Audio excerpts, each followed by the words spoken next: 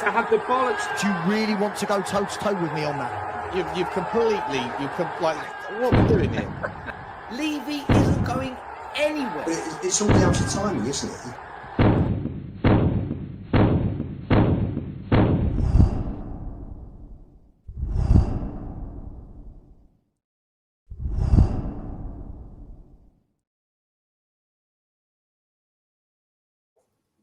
Yes, guys, how you doing? Welcome back to the Spurs Five. It is the only place you want to be on a Monday night, even in international break. We've broken the back of the break, and now we're going to talk about some bits and bobs. I don't know what's going on with my head. I've got I feel like I've scratched it or Bugsy's had a crack at me. So I look a little bit weird, but I hope you guys are all happy and healthy doing the things that you love with those you love to do them with. We've got the Spurs Five tonight. We've got Dan E bringing in the ring. I hope you guys are all capable of giving us a little bit of some administrative love. Hit the like button if you enjoy the content. Hit the subscribe if you haven't already. If you want to join the show, join the comment section. All you got to do if you're not subscribed is hit the subscribe and it should open up the chat immediately. If it doesn't, just refresh the browser and you're back in the game. Hit the notification bell and drop a comment. Let us know your thoughts throughout the show. Last bit of admin, if you are the sort of person that likes to walk their wife and not have to listen to them, then you can watch us back on the Apple Pods or on the Spotify where we can actually watch us, and Amazon Pods and all that jazz too. Please search for Spurs 5 and give us a follow and a rating. Johnny, I know we've only got you for half an hour or 35 minutes before you go out with the missus for din-dins. Lucky chat. I've only got me for 35 minutes to leave you in the capable hands of the Spurs 4. Good to see Dan making another special guest appearance. You are, mate. Joining Dan. And I'm slumming it at the moment in Tenerife at the moment. Someone had to do it, Sean. Someone had to do it. Hard life, isn't it? Spurs news, mate. Listen, we still got some things to talk about. We've got ticket prices. There's been a backlash that the Lubo, music to Lubo's ears.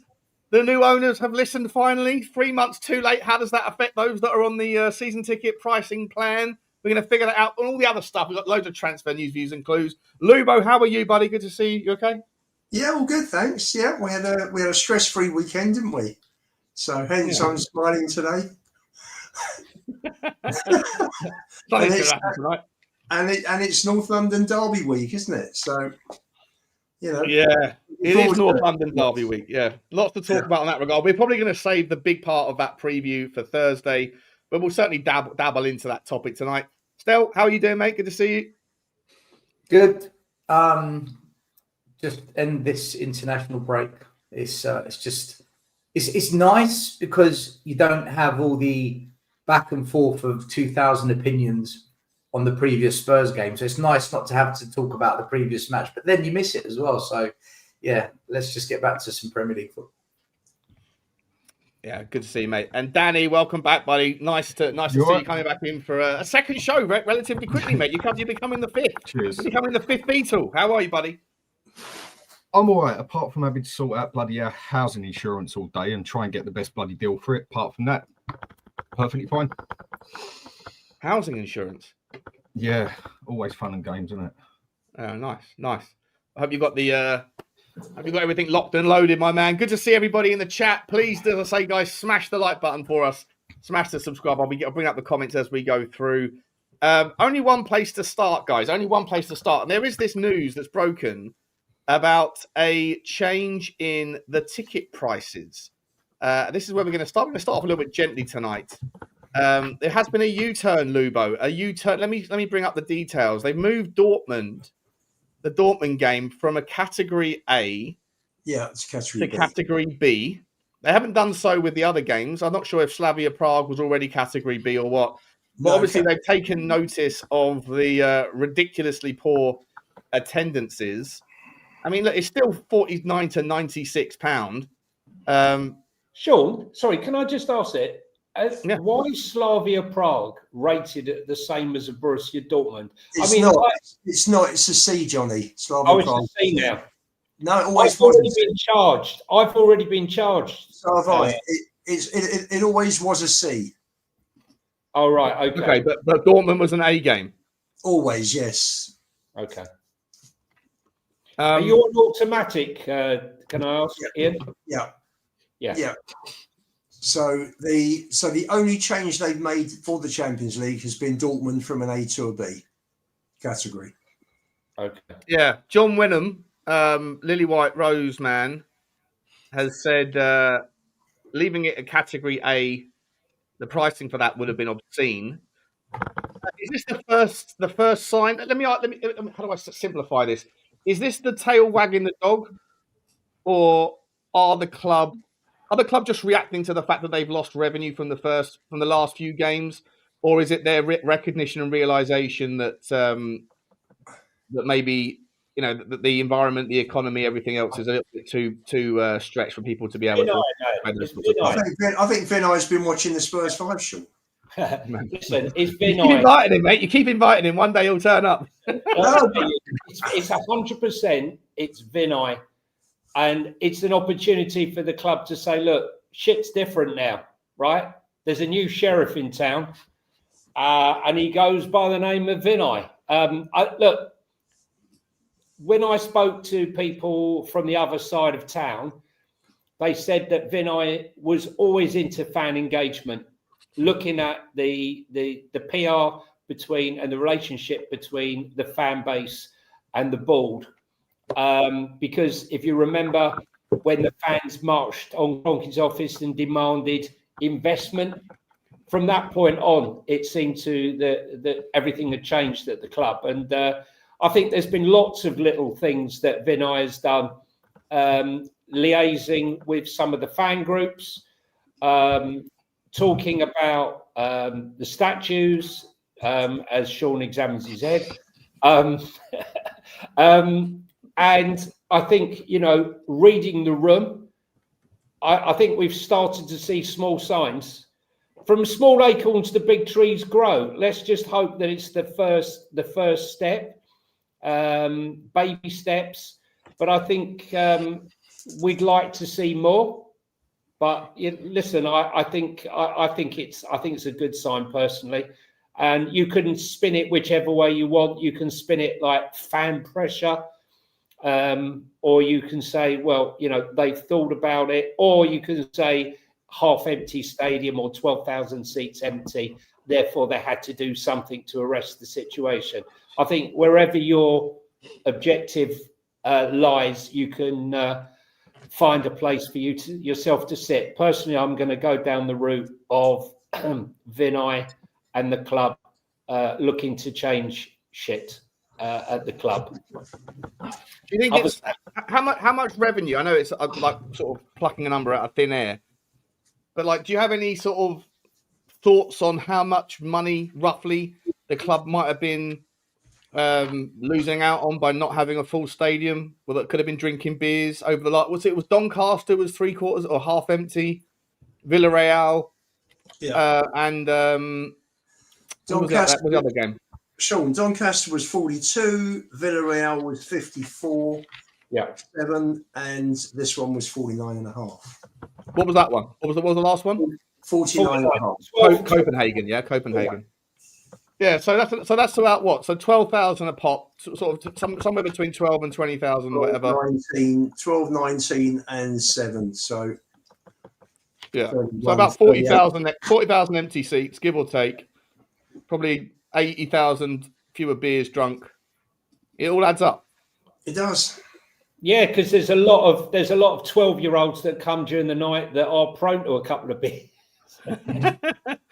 Well, that's one of the ways they could arrest it and also fix the atmosphere in the stadium as well, right?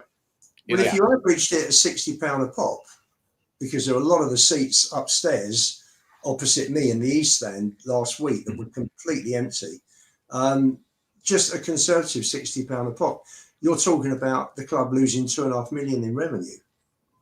Yeah.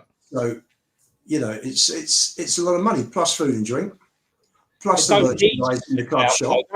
That's the thing, Lubo. In this day and age, the income from stadium is probably the least of it. So I think the biggest issue here, from a fan's perspective, is the lack of atmosphere.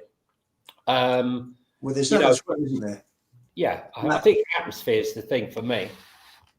Yeah.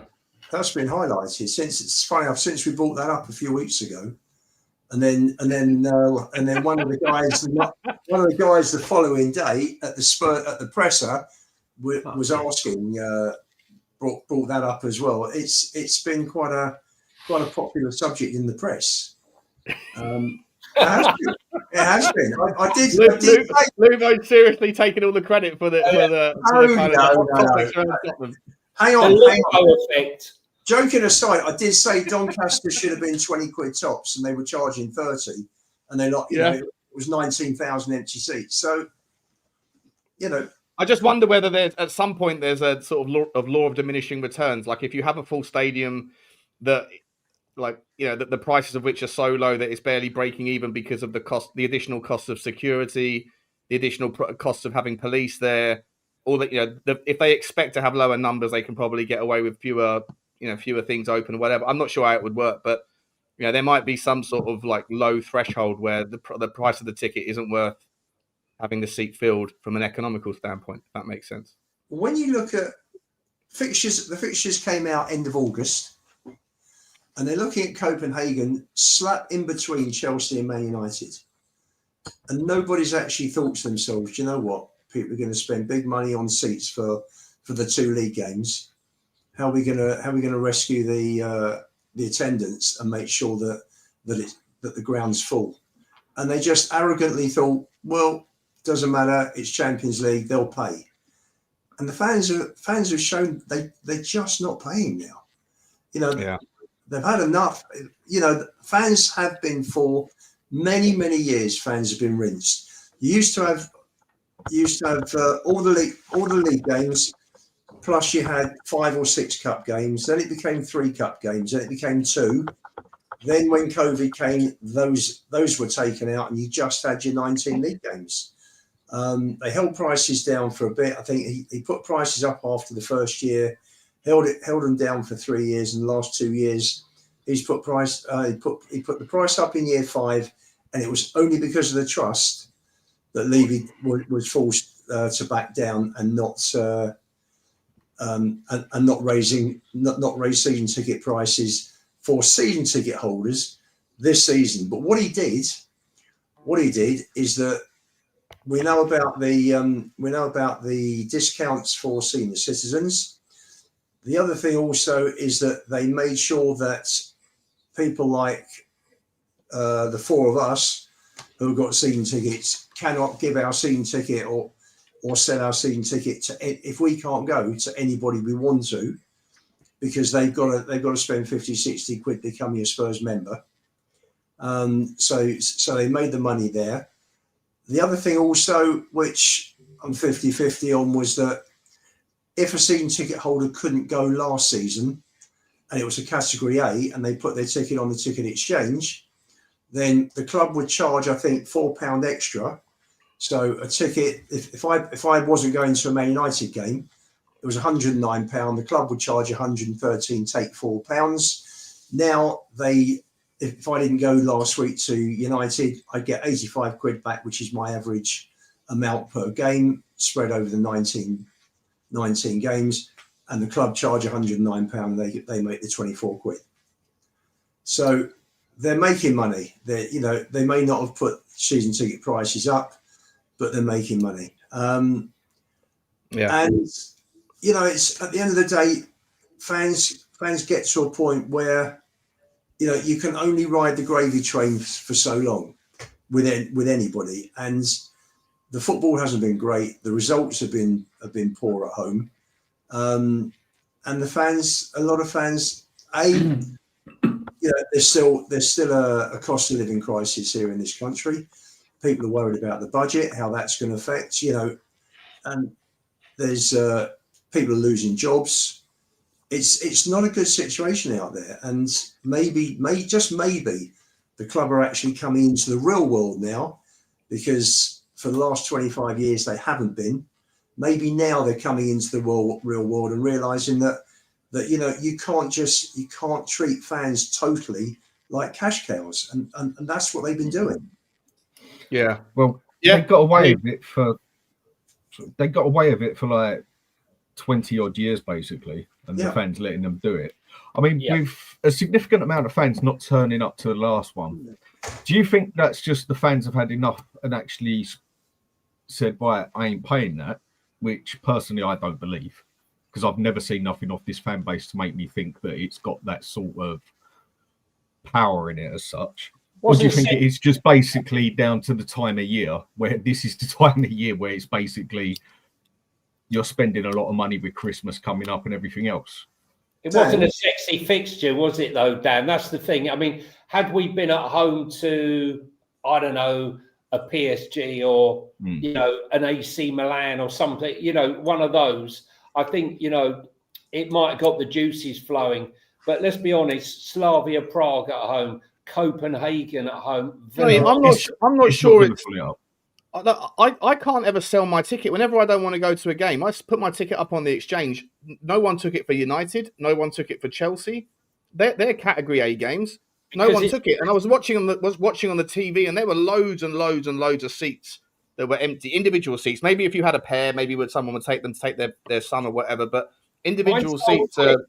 But mine sold quite quick, Sean. But what I was going to say to you was what Lubo said before. You've got to go and. Right, last season you could just go on as a member and buy a ticket. Now you got to be a member plus. You got to pay out. Was it 110 quid? Is it? No, about 60, isn't it? I think. I can't remember. You got to pay for that in the hope that you can buy a ticket. I mean, you've got to become a member to be able to buy a ticket. That's what I had to off Stell last season. I had to become a member at Spurs. A member plus this year. Yeah.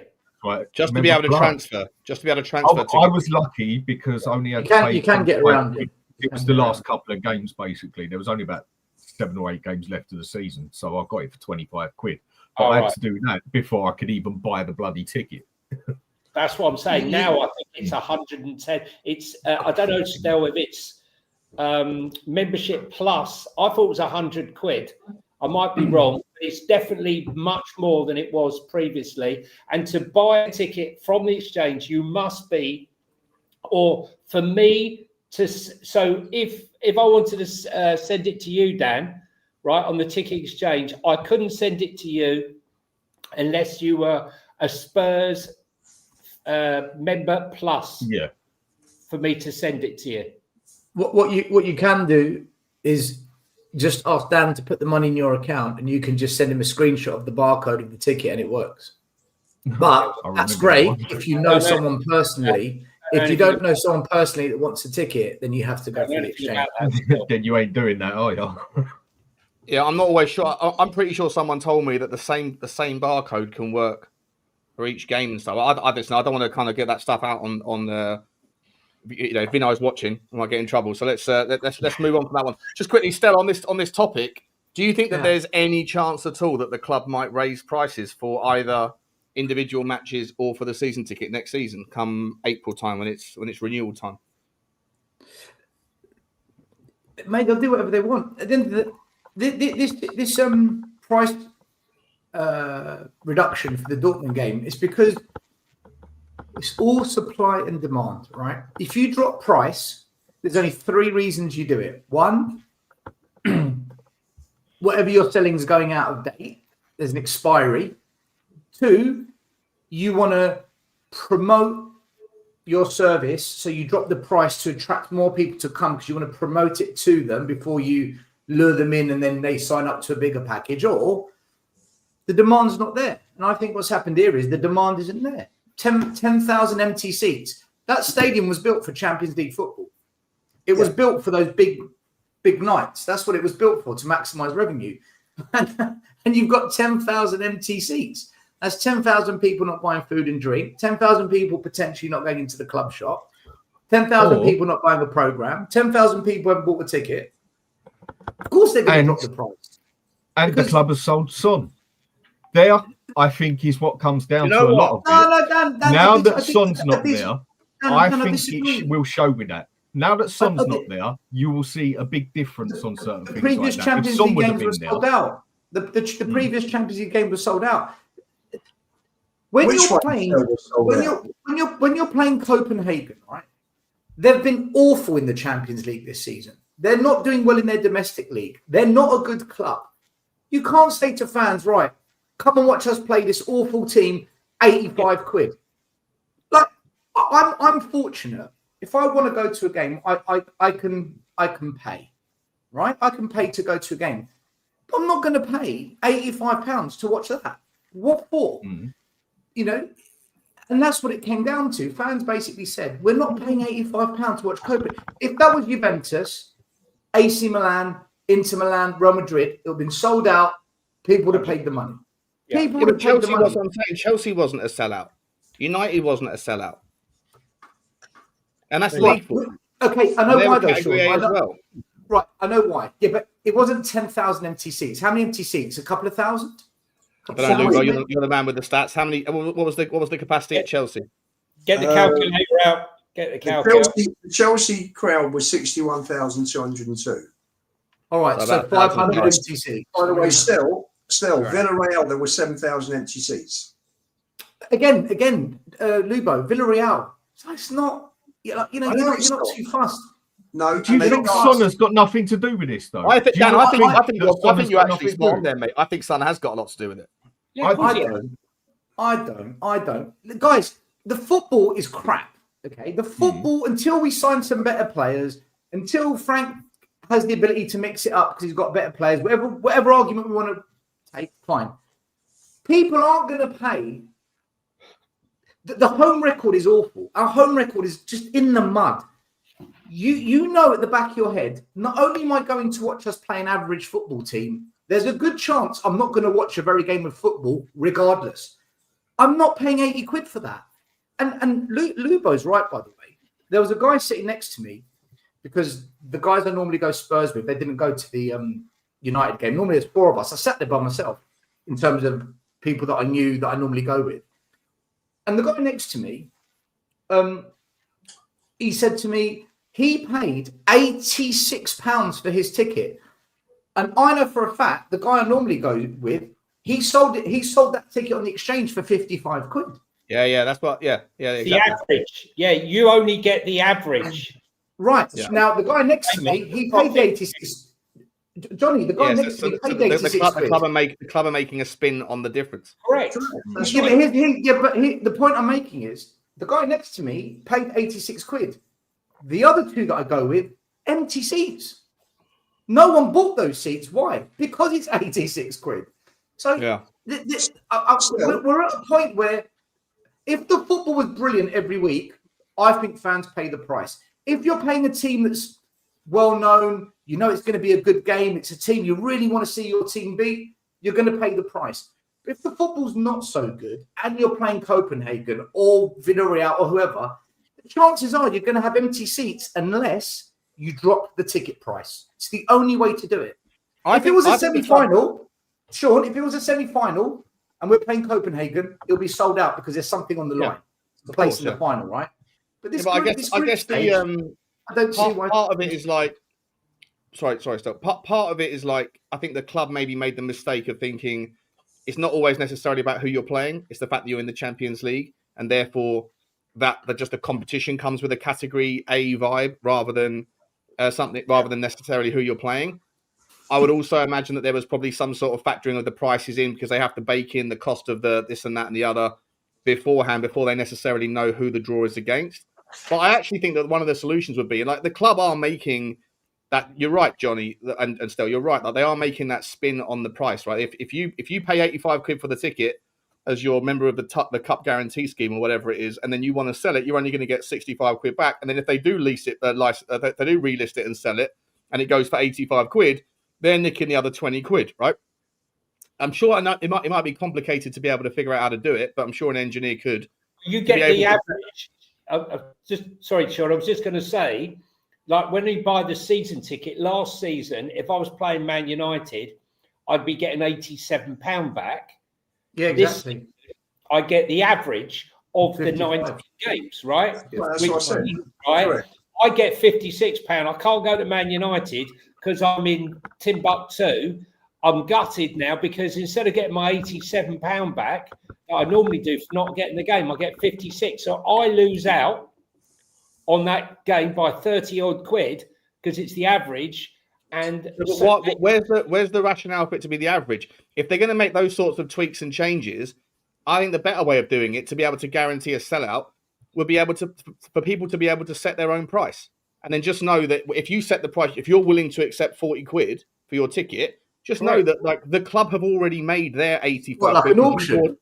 Well, yeah, but like you bought the ticket originally for 85 quid, right? Like You paid 85 quid. If you're willing to take 40 quid for it, then it can be put at 40, but then the club will take, say, 8% of that feedback as some sort of thing. So they're making money either way. So that's a way where people can sit there and go, you know what, I definitely can't go, and I don't want to take the chance. I just want to get some money back. I'll set the price at 40 quid if it means that someone else around me. That might create a race to the bottom, but it also might create a situation where this is the common argument that people say is that the ticket pricing are pricing out the real local fans. It prices out the people with the young kids. You can't get the next generation. I think they did it as a deterrent, Sean. I think they did it as a deterrent to stop season ticket holders from putting their tickets online. I think they genuinely thought this will put them off. That's why I believe they did it. As much as they get to make money off it as well. I think they did it to put people off of selling. What I don't get, you're punishing the very people. So like I buy a season ticket for the whole season. It turns out I can't go to Man United and Chelsea. I can go to every other game of the season.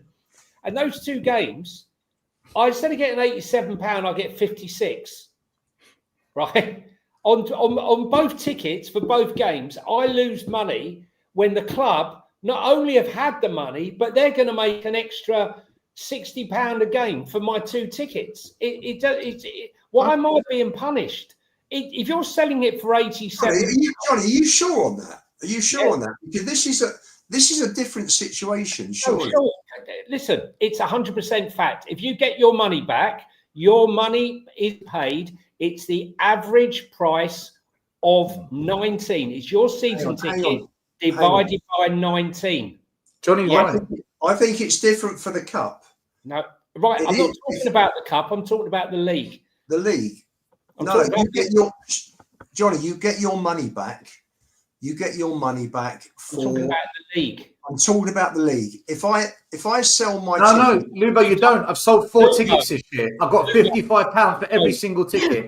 I sold Chelsea. I sold Bournemouth. I sold 4 tickets. I got Wolves. I sold Wolves. £55 every ticket I got.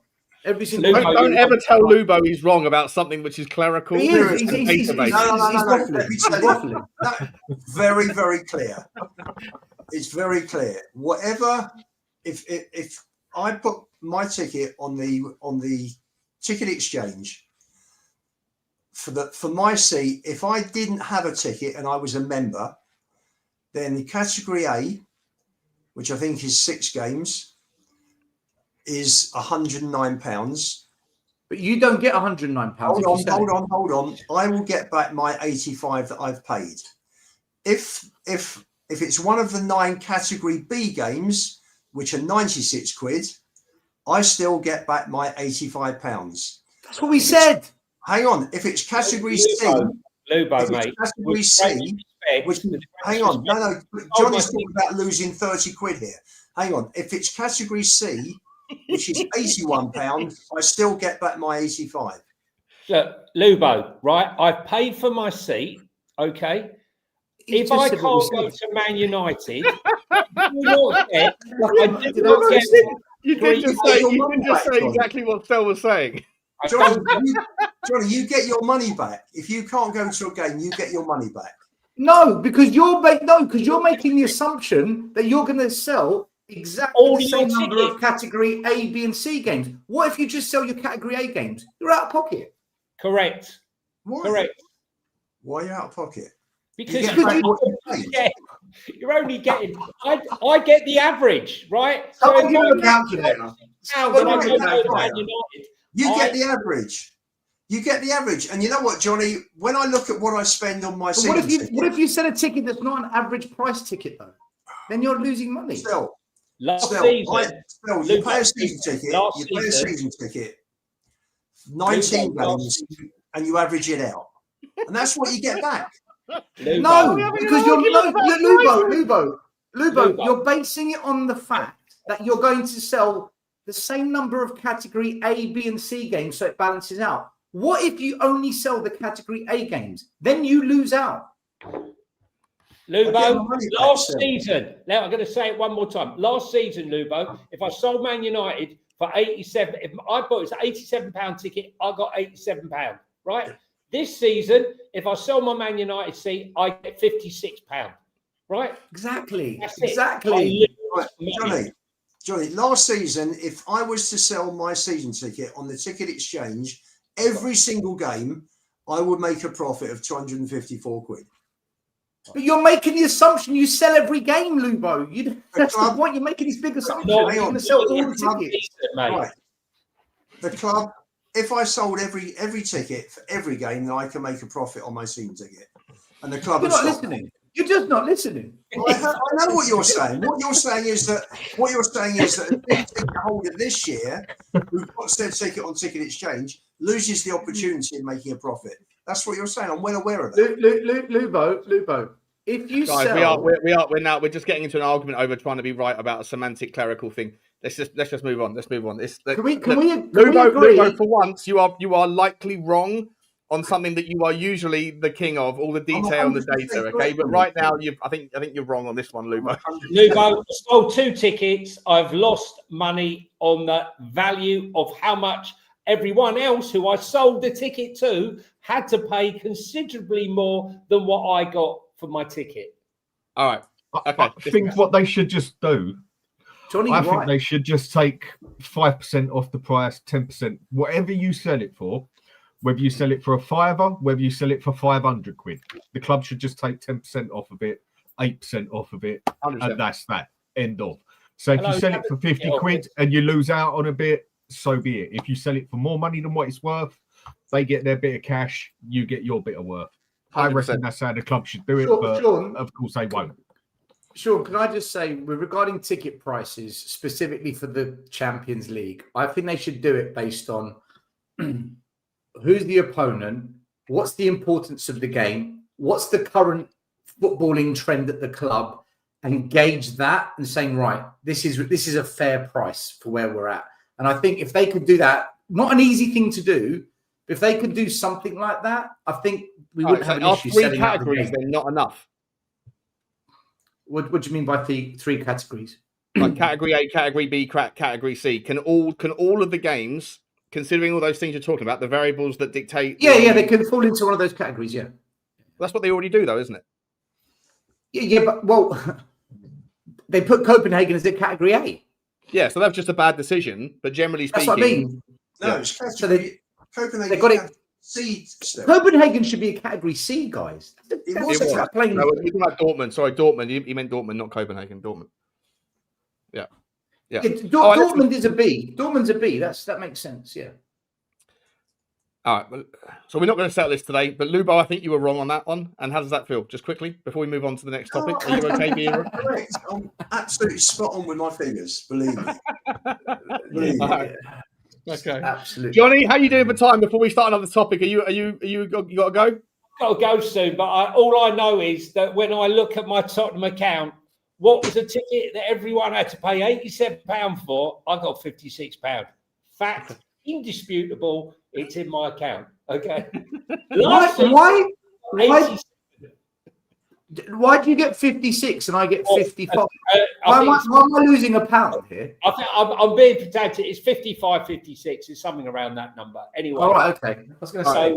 Yes, I've got another 5 minutes. Let's quickly talk about Spurs. Okay, I'll move on to the next story. Just quickly, I've been keeping a little eye because I didn't want to disrupt the flow of the thing for the clip. But guys, I don't know what's going on in the chat tonight. I feel like there's some nastiness going on between people. Can everyone just leave it alone, please? Just it's not about whatever the personal grudges are and things. Just behave. Talk football, people. Talk football. Talk football. Talk football. And I want to start with you on this one, mate. Interesting drop tonight from the man at the Athletic saying that as it turns out, Semenyo is actually available. His release clause is available, £65 million. available from January 1st. First one to trigger can be anybody. And it's available, I think it doesn't say the specific dates, but January, it does happen at a certain time in January. Is that good news for Tottenham? Bad news for Tottenham? Is there any chance at all, given that other clubs have got bits and pieces they need to prioritise ahead of a left winger? Liverpool, surely they might be the favourites for the guy's signature, but they've got to get themselves figured out with their defence. Arsenal have to probably sell a left winger before they can bring one in. Chelsea have already got all the wingers in the game.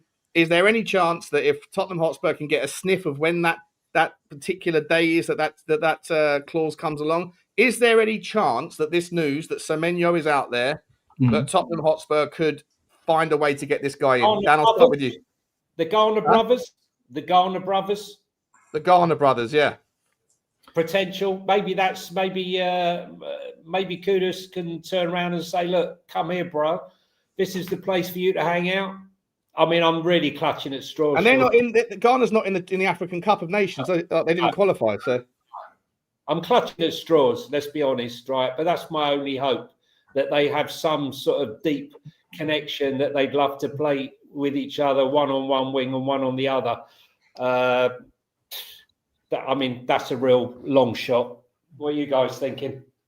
It depends who else goes in for him. It depends who else wants him. It depends who else needs him. If we put the money down, right, job part done, we get to speak, then we get to speak to him. It's whether he wants to come to us or not then.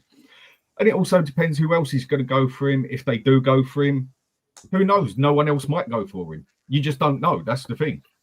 He might not want to come to us. He might want to come to us. If there's no other club there and he wants out, and we're the one that gives him the offer, I don't see why we can't get him. But obviously, would you make him the club's highest earner to get it done? And we've also got to put the money on the table to get him. It all adds up. If you don't do one, you don't get the other. It all works up together. I mean, you can get the player to want to come to you. You can get him pay his wages. You can get his contract. But if you don't pay the club, you're not getting him. So it's all got to work out together. So we've got to be willing to put the money down to be able to try and get the rest sorted out. Would we make him the highest earner? This is the chance where the club has got, it can, as long as no other big club comes in for him, we can put it on the table and say, right, Tottenham mean business now. We put it on the table, put the wages down, everything. Unless someone else steps in for him, I can't see why we can't get him. If we do everything and then say, for instance, Liverpool come in and take him, you'll have a lot of fans sitting there saying, do you know what? We pretty much had it on a plate, but it's Liverpool. We're not going to win that one. But if no one else really goes in for him, as long as we're willing to pay the wages and put the money on the table, I can't see why we don't get him. Liverpool, they need defence more. I think I agree with you. Arsenal, looks like they need to sell up a bit before they buy. Yeah. Who else would go for him? Would Chelsea go for him? I don't think they need him. Would City go for him? I don't think they need him. Arsenal, I think they're close to their limit on what they've spent. Liverpool, I think they definitely need to sort out their defence more. Would Newcastle go for him? I don't think Newcastle need him. No. I don't see why not. As long as we put the money on the table, trigger that thing, and then we get to talk to him, if we can get his wages down and everything, I don't see why not. It could work. If you don't try, you don't get. Would he be your number one choice, Dan, of all the wingers? I don't see there being many options at the moment. There's ones abroad you can go for, but I think the reason I would go for him is because of Premiership experience. We're already seeing the problem with Savi at the moment. You can blatantly see he's taking time to settle in, basically. I'd rather go for the player that has already been there, done it, got the storybook in the league sort of thing. 100%. I think with Savi, you're already seeing the problems where he's coming to a different league. He's needing time to adapt, time for this, time for that. In that aspect, I think I'd rather go for someone who's already been in the league and done it.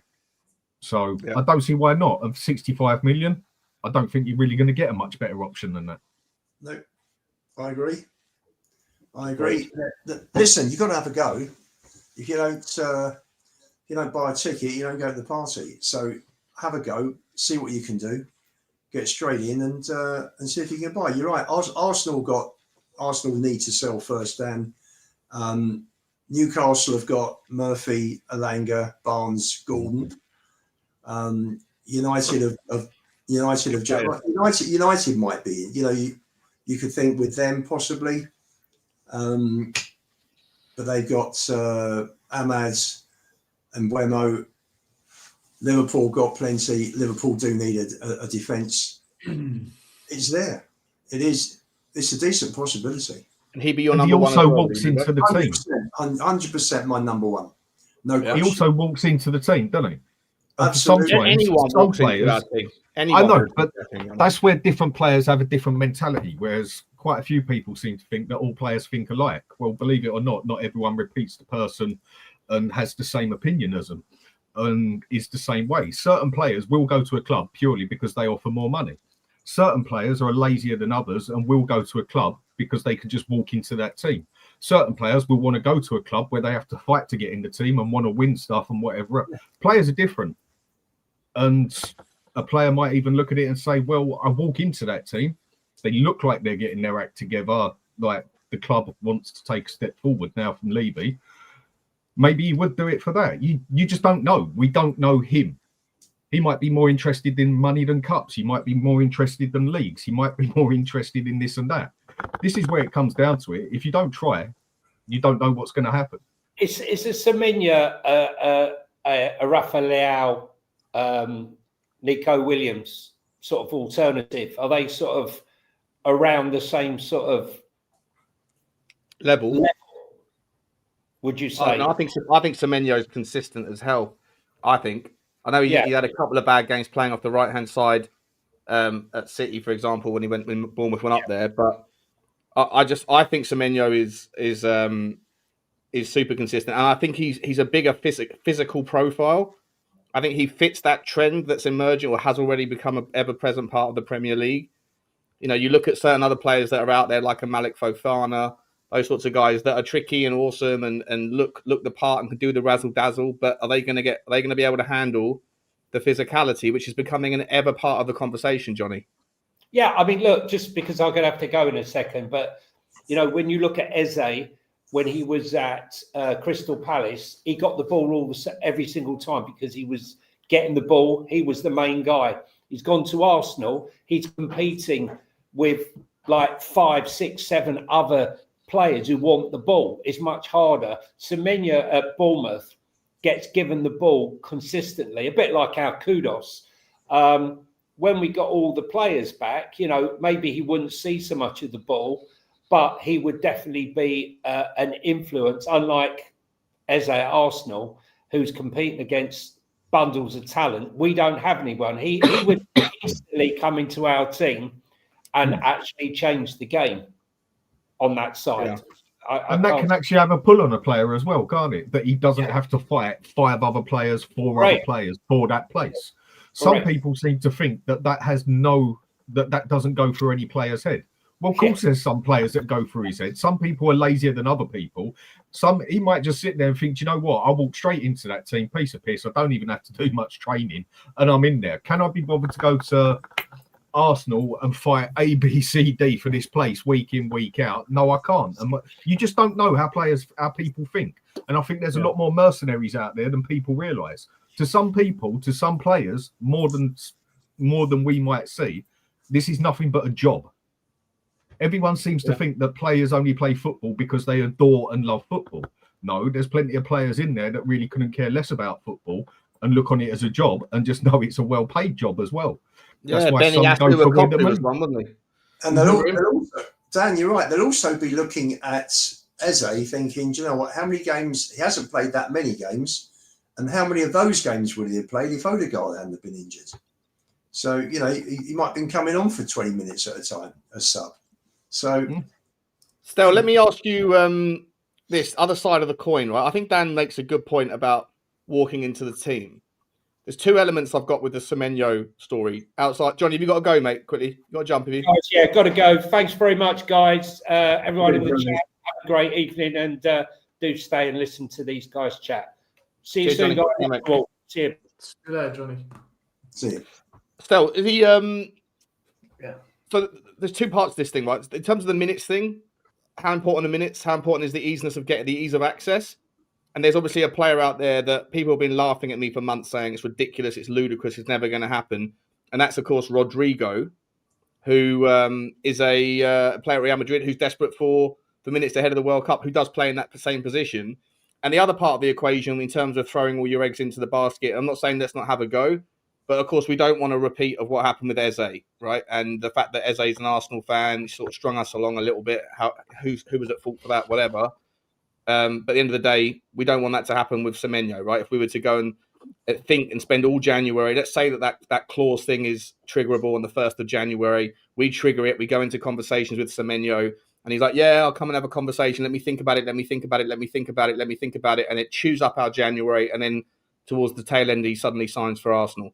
Is there a concern about going all in for a player that probably isn't thinking of Tottenham as the top of their priority list? There's a concern listening to these journalists who are absolute fraudsters. I won't mention any names, but the fraudulence that we are dished out year after year, and people lap it up. I'm sorry, guys, but I'm sick to death of these journalists just stealing a career by saying, oh, yeah, he's gettable. Oh, yeah, Spurs fans, get yourselves all giddy. Go on, hype yourselves up because you might get this player. It's an absolute scam, man. And then you've got YouTubers and podcasters who jump on it and milk it and get special guests on. Special guests. Yeah, we got this exciting journalist, or we got this in-the-know guy, and they just waffle for an hour, then we don't get the player. What needs to happen is they need to come back on and explain everything they said, why it was all wrong, every time they get it wrong, because then they wouldn't be journalists or ITKs anymore. But they don't do that. They just go again the next window. Everyone's like, oh, you know that guy that got it wrong for 3 years in a row? Let's get him on and ask him what he thinks, and we'll go with that, shall we? It's an absolute scam, man. The whole thing's a scam. Hey, listen. If you're looking for someone to get on board your line of thinking, it ain't me, mate. My best videos are unbelievable updates. Spurs about to sign Rodrigo. We were going to get Tony. We were going to get Neto. We were going to get Eze. We were going to sign João Pedro. We were going to sign.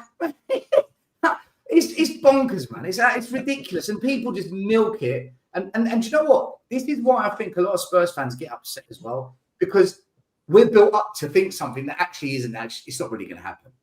Look, if we get Semenyo, it would be an absolutely fantastic signing for Tottenham. No question of a doubt.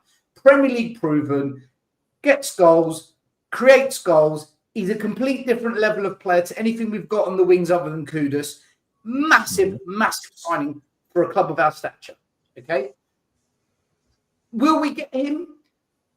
I will be absolutely gobsmacked if no other club is looking at him, and those clubs are bigger than us with more pull factor and more financial clout to pay higher wages than us. So I love the idea of him coming to us, but it would be such a coup if we got him. Just like Eze, that would have been a big coup for us. If no one else was looking at Eze, well, Arsenal were looking at him the whole time. And in the end, it turns out they were just waiting until they felt like getting him, and they flicked a switch and they got him. And I think the same might happen with Semenyo. So look, if you're not in it, you can't win it. So I would like a situation where this new corporate structure we've got now, we're doing things differently, apparently. Speak to him now. Well, we're going to find out, right? This is what I'm told. I would like us to speak to his agent now, speak to Bournemouth, whatever the correct procedure is, speak to the relevant parties, line it up so that the player 100% says yes or no. And at the beginning of the window, job done. I don't want all the journalists milking a career and all the ITKs stealing a living, rinsing us for the whole of January, only to be disappointed at the end. If we're serious, that's your guy. You've got 2 months. Sort it out. Bring the player in so it's all lined up. What we don't want is to be in a situation. What happens, guys? What happens if it's not done by the beginning of January and Doku gets an injury for 4 months and Man City in a title race? Pep's going to say, go get me that guy from Bournemouth because we're in a title race, and they will get it done. What happens if Eze gets injured? What happens if one of the big clubs around us has a serious injury to a key player? Suddenly, without thinking we're in a transfer battle, we are. So we need to do the business now so that we can sign the contract as the window begins and avoid any possible obstacles that can be thrown at us that we're not expecting. And so without Levy then still, I don't think we'll get him. I don't think we will, because I think other clubs will be looking at him, and we aren't necessarily the number one choice. So without Levy then, do you think we got more chance of getting him, in the aspect of instead of messing about with 5 million here, 5 million there, trying to prolong out the pavement and trying to save 2 million here and there? If we just speak to him, say, right, there's the money we're offering you, right, club, bang, there's your money on the table as well. Let's get this deal sorted, or try and get this deal sorted if possible. Levy was a big problem in pissballing about with the money for too long, which cost us several players, didn't it? I mean, if a bigger club comes in and something happens with City, then you can just say, well, baked potato, see you later. He's going to go City. We know that. But what you're basically saying is get it done now, get everything sorted so we know where we stand at the start of January. Yeah. So if there is a chance of doing it, sort out what you're going to pay him what he wants him, put the money on the table. You know, that's why I think they'll say try and do this before. Guaranteed him 200 grand a week. Let's go and speak to Liverpool. Yeah, they'll pay him 200 grand a week as well. They'll do that with everything, wouldn't they?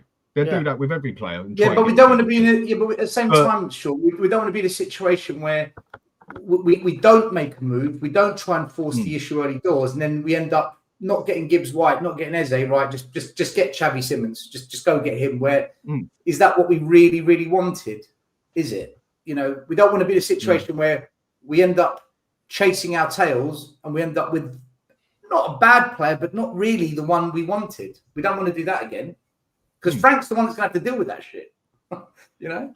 I mean, basically, put it down, get everything sorted just before it comes up to January. Right, is this going to happen or not? And then if it don't happen within, let's say, the first 4 days of the transfer window, right, stuff it. We go for number 2 on the list, basically, because you've got to have a list there. You can't just have that one player there you want. Surely you're meant to have a list of 3 that are more than capable of coming in and doing the job. Obviously, your number 1 is who you want as such, isn't it? But have it sorted, everything there, right. And if you don't come to us in the first 3-4 days, right, out the window, we go for the next one. Instead of trying to make it happen, prolong it happen, trying to save money, or just hoping that it goes on. Right, there's the deal, there's the money, here's everything sorted. You got 3 days to sign that contract, 4 days to sign that contract in January. If not, right, bollocks, go for the next one. I agree. I'm just not sure if that's the way it necessarily. I think that it's a moving piece. It's like the jigsaw is constantly fluctuating, and I think that you can definitely go about trying to nurture the relationship. I'm sure those conversations are being had anyway. I'm sure Paratici's out there schmoozing, whining and dining. I'm sure half his job is buying a bottle of rouge for this and that, like to try and get the thing done at the time. But ultimately, agents' jobs are not there to placate the football clubs and make their life easy. He's there to make sure he gets the best deal, and he'll use any information that's available to him to spin those, those plates. Right? That's why I said, right, you sort it out, put it all down. You've got 3 days, 4 days in January to sign it. If not, we forget about it and go for the next one. Instead of letting them do that and having to fight all the way through it, of course they're going to do that, Sean. I get that. And try and get more for the player or bigger club. But that's why you give them a set date. You basically say, right, you've got 4 days to sign this, or we're off. But and that gives us time. Dan, if they're talking to say 3 or 4, this will be realistic. If they've got 3 or 4 targets in Jan for the left wing position, and they're speaking to all of them, they should know before January the 1st which is going to be the easiest transfer, which player wants to come to Spurs, and it's then up to the club to take control if they've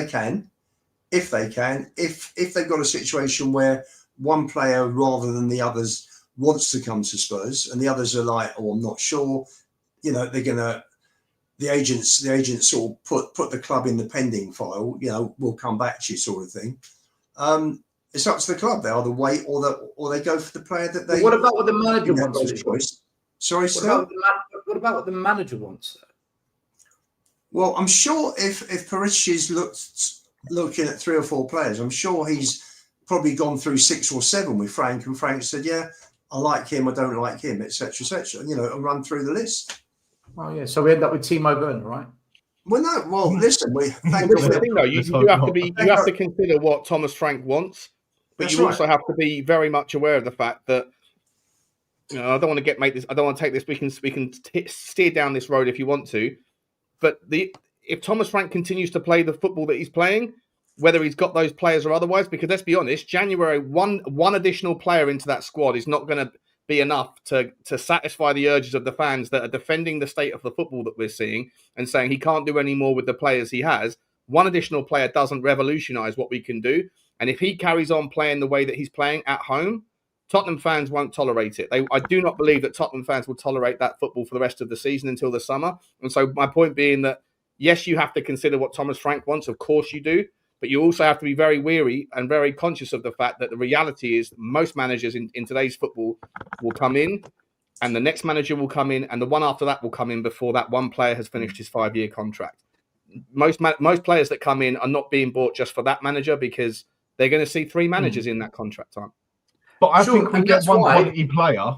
We get one quality player. We only get one in January. We obviously need more than that. But if we get, say we get Semenyo in January, just example, and that's all we get, and the rest of the season just plays like it is at the moment, pretty much shabby, haven't got the right team to play a certain formation, or it's still going to keep a certain amount of fans quiet until the next transfer window because it looked like we meant business there. Let's see how it goes in the summer. No, there's going to be a lot of fans also sitting there saying, well, we needed more than this, we want more than that, we want this, we want this, we want that. But I think it will also keep a significant amount of fans quiet until the summer transfer window because we actually went out and bought a quality player. You think one player in January will satisfy the urges? Not the whole team. I'm saying one quality player in will keep a significant amount of the fan base quiet. It won't necessarily keep us 4 quiet or supporters like us, others quiet. But a certain amount of supporters, and I think quite a high amount of Spurs supporters, I wouldn't disagree. Because Spurs supporters are quite easily satisfied at times. We've seen that. We saw that last season. Temporarily until summer. Okay, we let this shit go on. And they're easily quality player. You mean biz? Oh, that as well, without a doubt. That's why we're one of the most unique fan bases out there, isn't it? And it'll keep a significant amount quiet until January. And if they go and buy another one in January, I think you'll have a majority happy that we at least look like we mean business as such. No, we need more than one. We all knew that. But it will keep a significant amount happy, I think. Why would you come to Spurs if you're Semenyo? Why would you honestly come, right? Every club is looking at you. Everyone knows you are really, really good. And you are Premier League proof. Look, like Eze, everyone knows you're good. Everyone knows you can influence a game.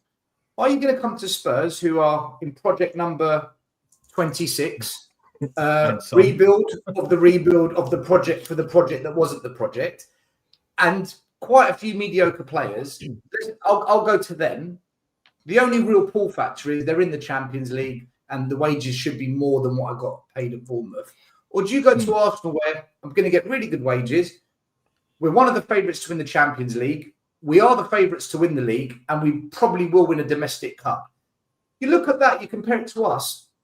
All it needs is one club that can offer that, and that's it. We're not getting but that's okay still. That's okay because I believe that for me personally, there's probably 6 left wingers out there that are probably somewhere in the ballpark of available for the right money that would immediately improve us. And even if there are 2 or 3 different teams in the Premier League that they're higher in the sort of pecking order of draw that want left wingers as well, I don't mind if those 3 go to other places. That I'll still take the 4th, 5th, or 6th. I'll take Lilywhite. I'll take Fofana. I'll take Semenyo. I'll take Rodrigo. I'll take Lookman, and I'll take the geezer Yildiz.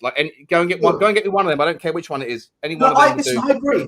100%. I agree with you. But because we're just talking specifically about Semenyo, I think Rodrigo, Semenyo are 2 players. I don't think any Spurs fan should get any form of excitement thinking that they're going to be in a Spurs shirt. If it happens, wow, right? Yeah. Just wow. Exactly. But let's just pretend they're not coming to Spurs because that's most likely what's going to happen. And the other players you listed are more likely the ones that will come to Spurs because we're not going to have much competition to get them to Spurs. Well, no, I think that, listen, I think that Rodrigo personally, like we were saying earlier, like Semenyo, Semenyo might not, might pick his boyhood club, or he might pick Liverpool, whatever. That's fine. He's obviously the desirable one because he's Prem proven. I do think that Rodrigo is looking around, looking at the amount of quality players that are really kicking goals this year that wouldn't otherwise normally be a consideration for the Brazil team. Not necessarily in his position, but in that forward line, they've only got probably 7 or 8 spots they can cater for.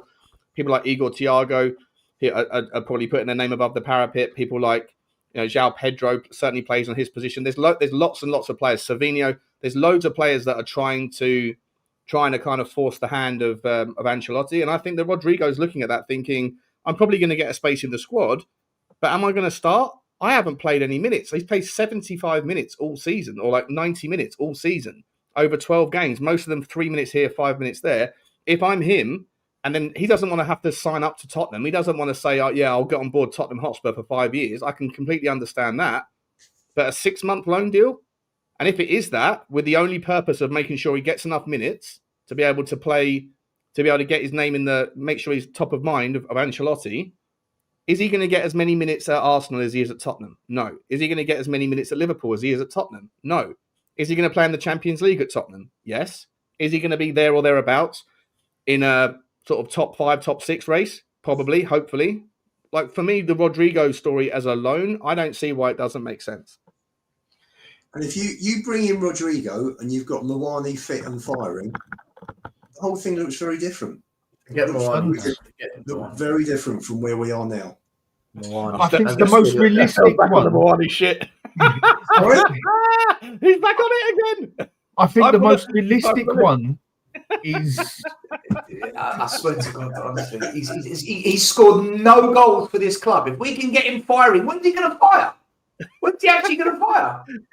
Oh, still, you're so toxic, man. It's unreal. But I think our most realistic 0 goals, one, Dan. Our striker has scored 0 goals. You're toxic. Still, you're toxic negative. Even though Levy's changed, you ain't changed. Stay out of it. When it comes to it, hasn't changed either. He's still shit. Only time will tell on that one. He's looked good on the ball, nothing more at the minute. He's not going to play for Spurs again. He'll be out for about 3-4 months. We won't renew his contract. He'll be gone. I mean, if he's broke his jaw, he's going to be out for a while. And I do say, if it's only a hairline fracture, then there's all he's got to do is eat soup for a couple of weeks. A hairline fracture on the jaw, unless you've got it right there, is a minor, basically. Unless the Can you tell our medical team, please, Dan? Can you go tell the medical team? There's worse things that can happen than that, basically. I think the one that more realistic that we go for, and I think it is Lookman. I think it's the more realistic one to look at. Yes, Semenyo, I'd love to do it. Can I think it can happen? Anything can happen. Do I think it will happen? Dan, you called me toxic. Aren't you worried that Lookman's toxic? Aren't you worried that he's actually toxic?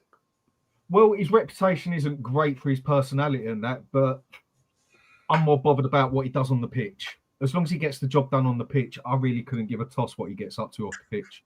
I couldn't care less. Like I've said with other things, I don't care what players want to do in their lives. I don't care if they want to be, as long as they play football, they can be a bloody unicorn off the pitch for all I care. As long as they play the football, that's all I care about. But then I ain't the manager. I think Lookman is a more realistic option for us. Semenyo is going to have a lot more different teams interested in him. Are they going to go for him? Is that going to happen? Is that going to happen?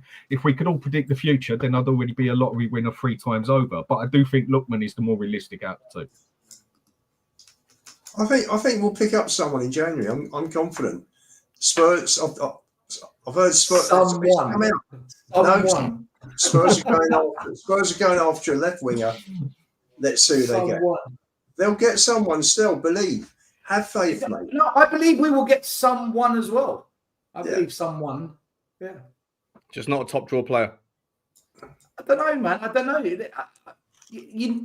Until I see it, I can't talk about it. I'm not going to do this ITK journalist, speculation growth. I can't do it. We get burnt every window doing this. Okay, well, let me ask you this, though. Oh, go on, Lubo. In terms of the level of footballer, guys, Kudus and Polina have been probably our best two, apart from Mickey, our best 2 players this season. Are you happy with players of that level? Of course. Yeah, and We were all- Xavi Simons is a all baller, by happy. the way. He's taken a bit of time to settle, but he is a top player. Yeah. Top player. And Moani will be as well. Moani would have been a top player, I think. Yeah, I know. Listen. Because he chested the ball and he laid it off against Copenhagen, the amazing Copenhagen. He's the man. It's He's the funny. man. It's funny. You know, still, somebody who was it who bought Moani for 90 million euros? PSG. Yeah. PSG. I mean, you know, you got to. So are you saying, you know, these guys? Fuck me. Eric Dyer went to Bayern Munich and what? For what? And played and this. He put Kim Min Jae out of the team and lifted a trophy. I mean, everyone needs to put some respect on Eric Dyer's name just quietly. Bring back Eric. Bring back Super Eric. Bring him back. I want Eric back. Still, these guys at PSG who have probably got the best team in the world, they're no fools. They're not idiots. They know a player. They haven't spent. Do they really all the time? No, Ian. They haven't spent 90 million euros because the geezer's hopeless. Come on, mate. PSG. No, what they did was spend that money because they can do it. They spent 200 million on Neymar. It's mental. Absolutely, you know what I mean? mental. They will go and spend that money and not care about it and get it right half the time and not care about getting it wrong half the time because they can do it. What's 90 million to that lot? Was Moani in the Champions money, League basically? Squad, was he in the Champions League winning squad? No. he was at Juve last season. Is it Juve? Right, Yes, so it's yeah, you're right. last Then season. PSG do know what they're doing. You're right. They do know what they're doing. We shall see. By the way, just quietly. Moani was back in the French squad right before he broke his jaw, and just a little word. Wilson Odebear is going to get called up for the World Cup squad, according to all reports. So I don't know. My winger, my Odebear. No. Sorry, mate. My Odebear. You came. My chairman. Let me also hang on. Let me also say, I'm sure I saw in our WhatsApp group Sean Butler leave me out. I'm sure I saw that today, didn't I? Well, I can't hear you, mate. All I can hear. My chairman. I was going to say, Ian, you can't have Odebert as well. You've already got Gray in you. I mean, fucking hell. Listen, Seriously? Because we got Richie and Solanke as the front two, and the only other option is two kids, Scarlett or Lancashire. Anyone that came in with any form of minor pedigree, people were going to jump on the back of because it just wasn't Richie or Solanke. So that's what's happened with Moani. He's nowhere near the caliber of striker this club's used to. Just saying, I mean, Matisse Teller scored 2 more goals this season than a 90 million euro striker. So, you know, some of you guys need to put some respect on my Matisse Teller as well. And he scored tonight. I like Moani as a player. He scored tonight, by the way. By the way, Stel, Jamie Donnelly scored tonight for Northern Ireland. Bring him back. Absolutely, bring him back. Can we, joking aside quickly, have you seen all of the people in the Irish part of the fan base, the Irish contingent today, are all saying that letting Troy Parrott go for £7 million was the worst decision that Daniel Levy has made in the history of Daniel Levy's decisions. How do we feel about that one? Should we bring him back as well? I think we've got a 20% sell-on fee on the man. Troy Parrott or Richarlison? Fuck, Troy Parrott for me. Every time. Troy Parrott, I think. There's your answer.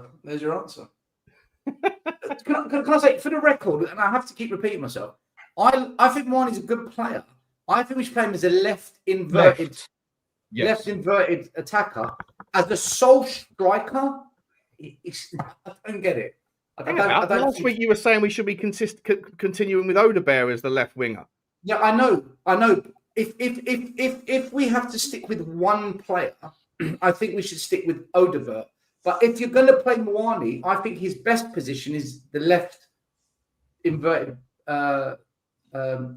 left winger that inverts.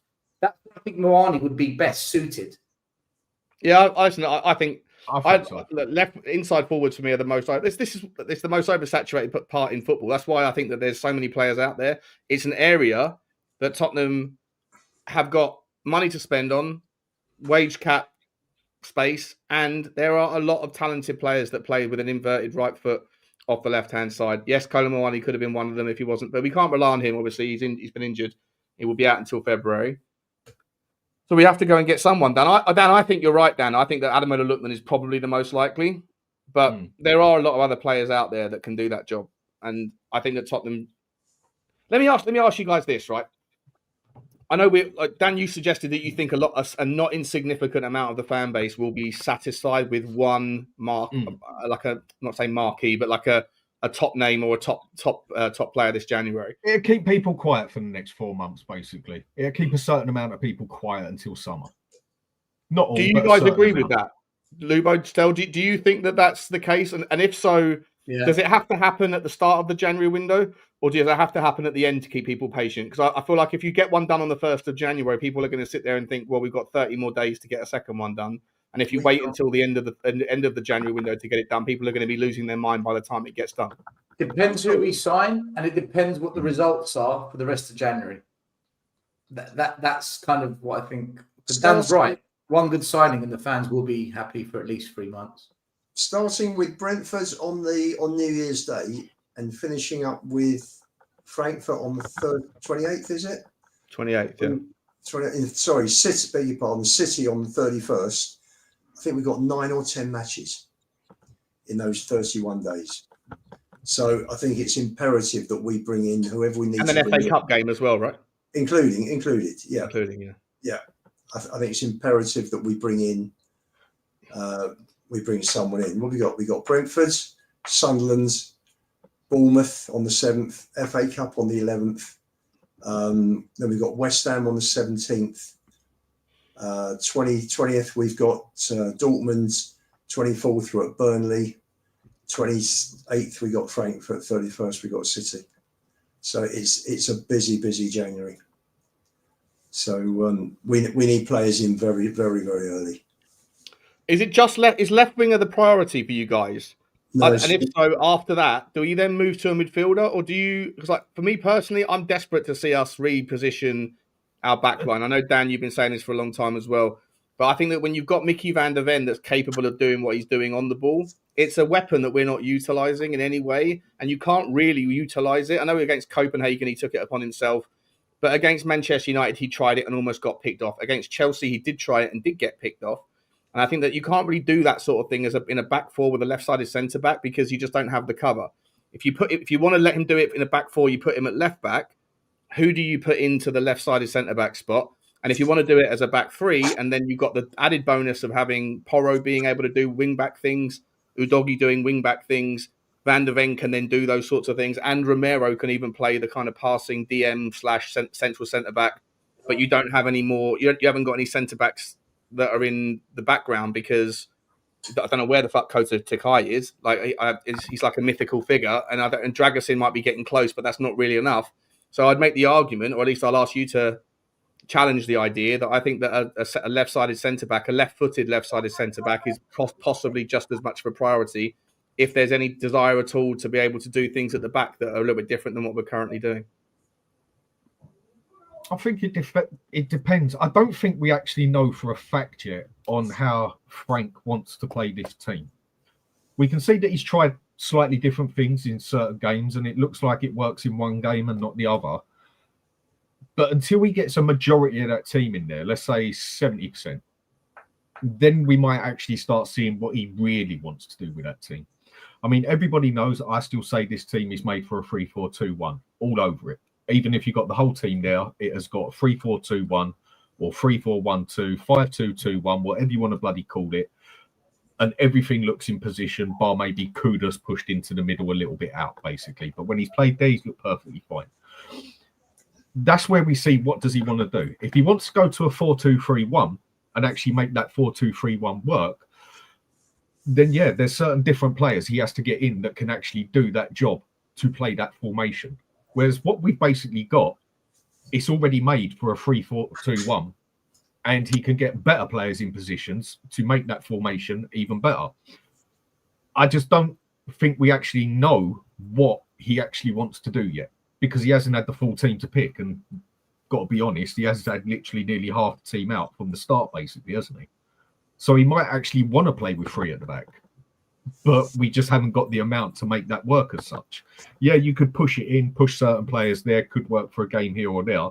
But like others have said to me, and it's true, one injury, and then you're going to have to totally change it round as such.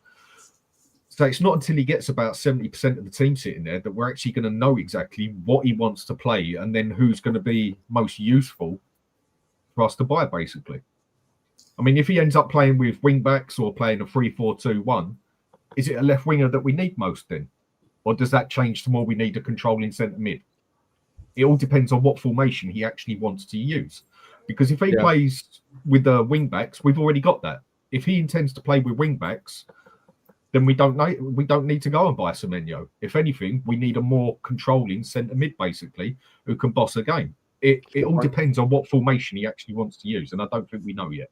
First player I buy, we need a centre forward who's going to score goals. Would help. Yeah. At the end of the day, we've got Mickey van der Ven's got 6. But we've got Moani, Lubo. We've got Moani. As you said, you could play more on left, couldn't you? Still, you could play. Well, no, you told me. Hold on. You told me. No. But at the moment, Moani will come on, and Moani will be fine. But we need more than Moani still. You need more than one centre forward. Solanke, who knows when he's going to get back? And Solanke's never been prolific. Richarlison, I saw some of the comments in the chat. If I got fit at my age, I'd back myself against Richarlison. He is absolute toilet. He is garbage. And for me, we need go and get Tony, bring Tony in, even if it's a loan. There's your. Did you see that story today? Al Ali apparently I'll play devil's advocate because I still think that all of this stuff's bollocks, but apparently Al Ali said there's absolutely no chance he's leaving in January. And he doesn't have the best attitude either, does he? I think for you bring him in for 5 months, just under 5 months, Dan. Al Ali have said apparently Al Ali have said not leaving. Apparently, I haven't. That's what Johnny said to me earlier on Football Link, so on the channel that shouldn't be named. But yeah, if Ivan Toney's off the market, Lubo, it's a thin market, mate. When we sign 2 19-year-olds, I can't wait to have the conversation with you all in January. 2 19-year-old kids. You know what? If we do sign 2 19-year-old kids, then I can really go after the ownership because for the first time ever, my chairman Daniel Levy is no longer on the firing line here, so I can just dance whichever way the wind is blowing, like a free bird, like a plastic bag in the wind. You'll see me flutter over this way if necessary, and then come back, and you're all going to be in the mud either way. Sean, you have been laying the groundwork quietly over the last few weeks. You and Billy T going drinking. We know it's not, the biggest bait and switch you've ever seen. You're there, mate. You're there. You and Billy T, you've been discussing strategy. When we don't buy Lionel Messi or whoever in January, you'll be there February the 1st or January the 31st. When they organise the demo for the Man City. Yeah, Vinay out. Vinay out. Yeah, Vinay out. That's it. Vivian out. All the V's out. Get out. Get him out of our club. That's it. Yeah. So what are we saying? So is the midfield? So after listen, last sort of a transfer topic thing, and then we'll move on to the final topic. But in terms of striker, left winger, midfielder, or sort of defensive left back. I take your point, Dan. We don't know until we know, do we? But no, you stick Gray in at 8. You give him a chance when he's fit. You give him a run. Yeah. You give him a run. What about you, still? What players do I want? Yeah. Paying attention, or had you gone off into some other part of your brain for a little while? No. You weren't listening, were you? I don't know if there was. Sorry. He's writing out the apology when Moani starts scoring goals. That's what he's been doing. Yeah. What an absolute scam. You know what's difficult? We don't know what players are going to be back. And we don't know how good they're going to be when they come back. Because we are going to have some players coming back. Well, they're talking about Kulu beginning of Jan, aren't they? How many players do you think will sign in January? One full proper signing and one loan deal, something like that. Yeah, probably a couple. I think two. You can't expect more than two. Which is why I think that if you put the same argument together for teams like Liverpool and Arsenal and things, just how long it takes for a deal to get done, especially at the top end, especially with the Champions League thing being not concluding until the 28th. You know, if Liverpool want to get someone done, are they really going to spend January trying to get Semenyo done, or are they going to focus on try and get Mark Gahey in? Are that going to chew up their time, or Upamecano from Liverpool? You know, are they going to spend their time trying to shore up what they need and then wait and hope that Semenyo will kick the can until the summer? And if so, does that give us an opportunity? Same with Arsenal. For Arsenal to make room, surely they have to find a new home for like Trossard or Martinelli before they can bring in another forward. Surely. I mean, maybe I'm wrong, but like that's my logic on it. So are they going to chew up their time, spending time doing that before they can turn around and get the Semenyo deal done? I don't know. I think we'll get the loan deal done in the first week or two. And I think the actual main signing won't be till the end of the window because they're going to because teams are still in Europe. they're going to want to get some clarification on whether the club they're at is still in Europe, whether our club that they might come to is in Europe. And I think these will be factors that they consider. So I think we get a loan deal early on, and then we get an actual proper signing last week of the window. I think we'll definitely sign a left-sided player, and I think we'll sign. I don't think we're going to sign a striker. I don't think that's happening. I think I think we'll end up with a defender. Actually, I think we might sign another defender. Strikers are few and far between at the moment, aren't they? I mean, if you go back 20 years, the strikers were everywhere and it was more limited to get a defender at one point. Now it's sort of gone back round to that point where strikers are just few and far between, but you can go to many a place and get a central defender. Frank is a pragmatic coach, right? We're not going to play great football under Frank. We're not going to be that team. We're going to be a well-organised, structured football club. I think he will look to strengthen us defensively, maybe in the wing-back positions. I think Frank signs a defender and a left-sided player. I would rather we went and made, say, for instance, 2 solid loans, good loans that come into the club and get into that first team. Because I think loans are going to be possibly slightly easier this January, where we got the World Cup coming up for certain players if they aren't getting the game time that they want to get. I would rather go and do that than do a hit and hope or do what Spurs usually do and just throw money on the table and bring someone in for the sake of it, basically, to fill a spot. I would rather we just went out and went and got 2 good loan players to cover it for the rest of the season than spending 50, 60 million on another Richarlison, for instance. I would rather Spurs did that as a bit of business, basically, instead of just going and get, like I said, another bloody Richarlison or Solanke or something. I'd rather we did that. And there's plenty of room. I think you can bring in up to 6 loan players, I think, and we've only got 2. So there's plenty of space there. Yeah. Yeah, I was just wondering whether or not the story around Tottenham looking to trigger the fee for Palhinha to make that one permanent had anything to do with the loan deal situation. Like, you free up another space for another loan, but you're right, Lubo. Like, that doesn't make sense. So there's a hell of a lot of noise around Tottenham triggering that deal early, and I can't really figure out the logic behind it. Like, why would you trigger the deal early unless you're going to end up chewing up 20 million quid's worth of budget now? The other thing also, Sean, is that surely Paratici and Lang are looking at who else is in the market that might be available for them in the summer. You know, at the end of the day, they'll look at it and they'll say, I mean, he's had a superb season, Palhinha. He's 30 years old. You know, do you buy a player who is a destroyer, or do you go and get someone like Caicedo who can destroy and can also create? You know, we're linked with a hell of a lot of players in that kind of mold. We're linked with today. There's that 17-year-old out of Anderlecht, that Nathan De Cat, who I ran him through the Y-Scout. He's a 17-year-old. He's not going to people are going to roll their eyes, right? But he looks like a very decent player for his age. But is that just another Archie Gray? I don't know. We're linked with that Victor Frohold from Porto. We could have got Victor Frohold from Copenhagen in the summer for like 10 million quid. And now we're linked with him from Porto. We're going to have to pay 35, like just ridiculous. So there's lots of players that are out there. You know, the geezer at Sporting, the Danish guy, whose name escapes me on the top of my head. There's loads of players out there. Hellmans? Yeah, Morten Hulman. Yeah, I said Morten Hulman. Yeah. There's lots of players that Tottenham seems to be linked with. I know Stel doesn't like hearing the word link. I'm just saying though, like we're trying to. This is it's a dead Monday night in the middle of the international break. I'm just saying that you're like Lubo, we are linked with a hell of a lot of sixes, but maybe the argument is, do you go and get a proper six? Maybe Archie Gray isn't the six. Maybe Archie Gray, you're right, is a better 8.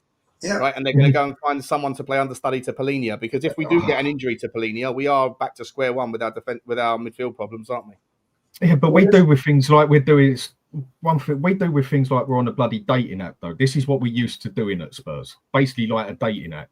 You look at the picture on there and you think, yeah, that's not too sad. You go and meet it, but then there's some old bush pig round the corner.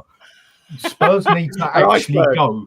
Exactly. Spurs need to go and get some established, very good player who is ready for this team. Not some hit and hope little Archie Gray or Bergvall. We need a player who is established, who can do that job now. Walk in there. Not some hit and hope boy. Not some hit and hope outdone player. We need someone who can do it now, basically. That is what we need to do. Yeah. Stop playing this dating app crap and hitting and hoping. Yeah, go and get that Kone fella. He's a baller. I think you guys were talking about Kone. Was it you talking about Kone before, Stell, or was it you, Dan? I used to make Manu Kone. I said it 2-3 years ago. I said it.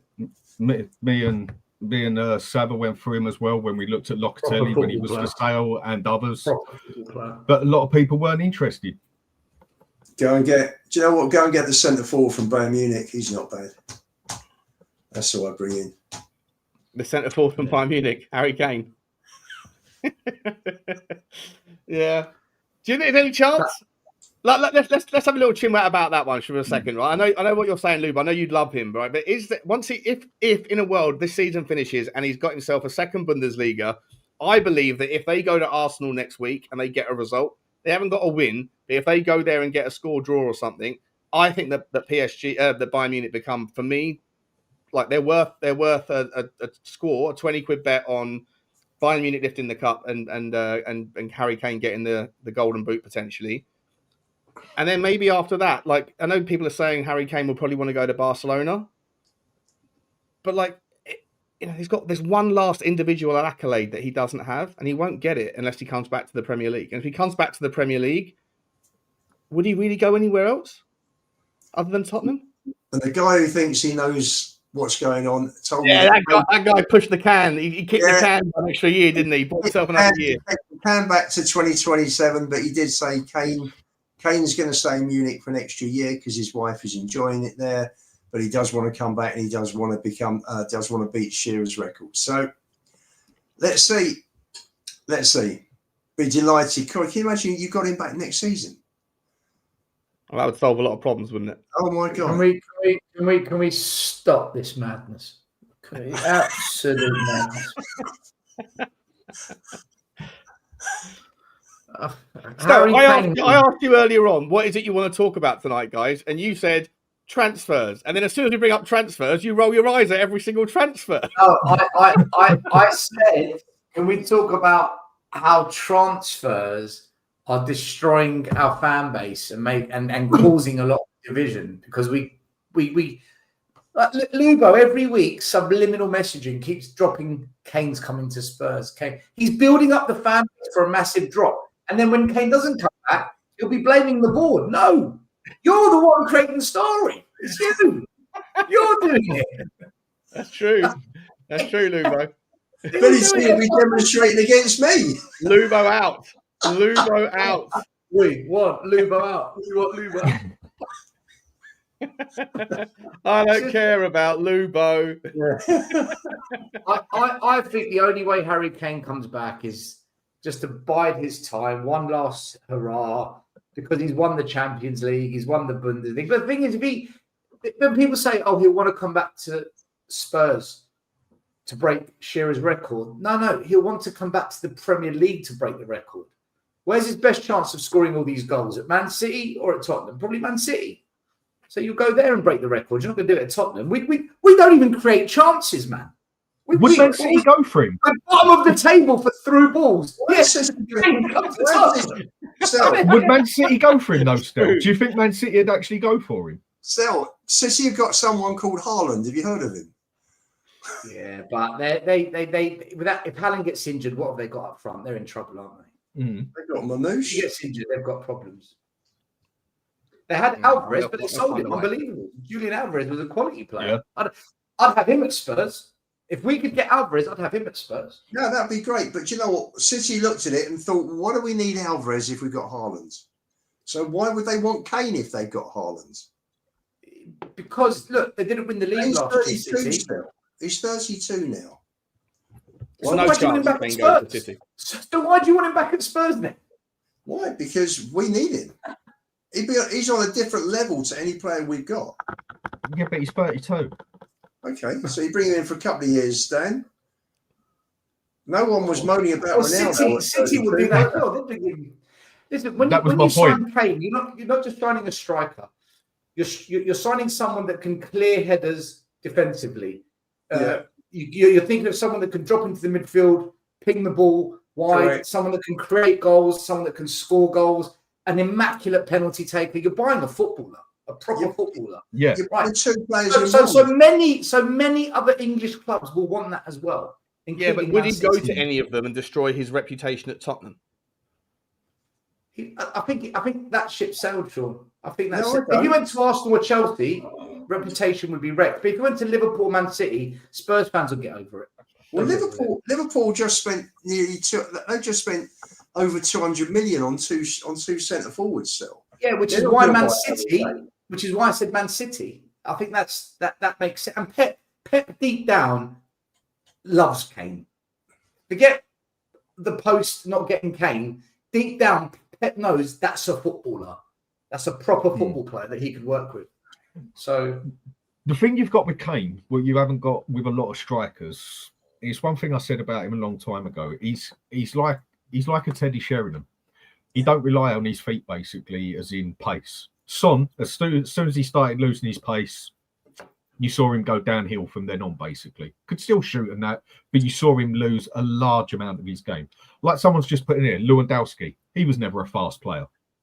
Didn't rely on his pace, basically. All players that rely on their pace, especially strikers, as soon as they start usually hitting their 30s and their natural starts kicking in and they start losing a yard here and there, they start losing their game. Kane, you can easily drop him back as a 10 and you can have him back there as a 10 who just sits about and passes the ball. Because that season where he done a lot of passing and setting up Son a lot of time, the only one who was actually passing better that whole season for me was Kevin De Bruyne. Kane can do that. Kane, you can... Do you know what?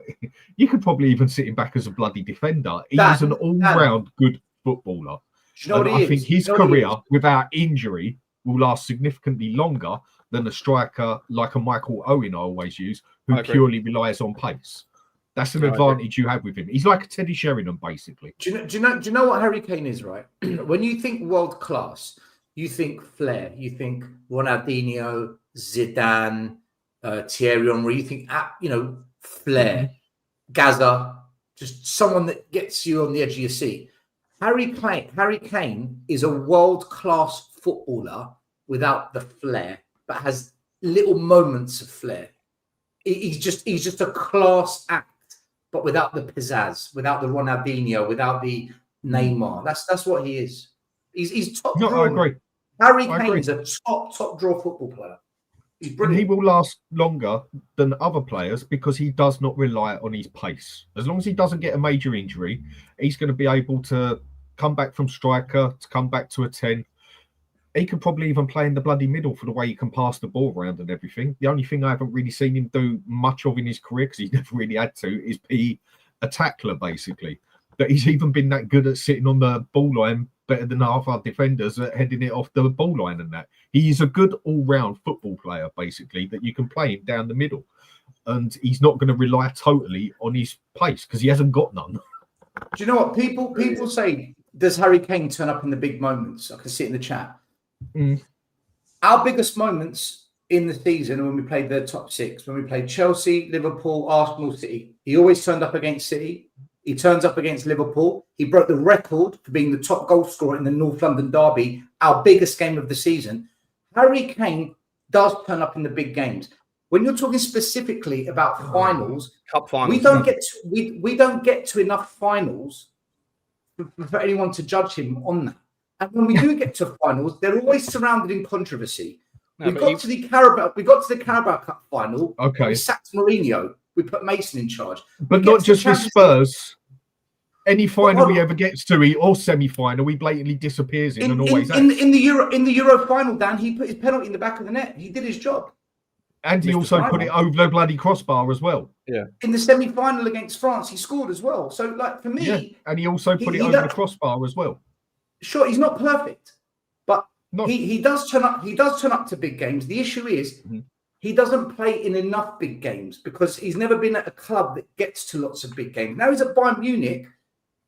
Well, he's won the league. He's golden boot. I think Kane does turn up in big games, but he's just not exposed to enough of them because if you look at I think it was Mari on Tottenham away. He did an analysis where if you look at the big 6 clubs the last 20 years, Spurs massively there's a chasm between the number of finals we get to compared to the rest. We don't get to it. I think Kane's played in, correct me if I'm wrong, 3 finals with Spurs. 4, I think, still. Chelsea 2015. He was a kid. He barely broken in then. I mean, that's look. He still, it's a in final. the team properly. It's a final, but he wasn't really the main man. 2019. The Champions League final. We all know he wasn't 100% fit. He wasn't fit. He shouldn't have started that game. He shouldn't have even started it. The Carabao Cup final was a shit show putting Mason in charge of that team. It was an absolute diabolical decision by the board. And the other one was the Man City in COVID 2021 League Cup final. Wasn't that with Ryan Mason? That was with Jose Mason. Mason was. Either way, the way to put it then is we don't get in many finals. We're probably not going to get in any finals. So there's nothing to worry about there. And he turns up for the big games against Arsenal, City, Chelsea, whatever else. Then that's what's going to matter. So in that aspect, I wouldn't say no to him coming back to Spurs, but I don't think he will. The semi-final against Chelsea when we started Heung-min Son at left back. Correct me if I'm wrong, but didn't Harry Kane score the equaliser in that game? No, I think that was a lovely ball from Ericsson to Dele Alli. Was it? Kane scored the first goal. That was 2-2. I can't remember who scored the first. It was Kane. It was Harry Kane. I'm sure it was. Kane. I can't remember. What year was that? 2015. Whilst you're checking that, mate, let me just get a couple of super chats. 2017 still. 2017.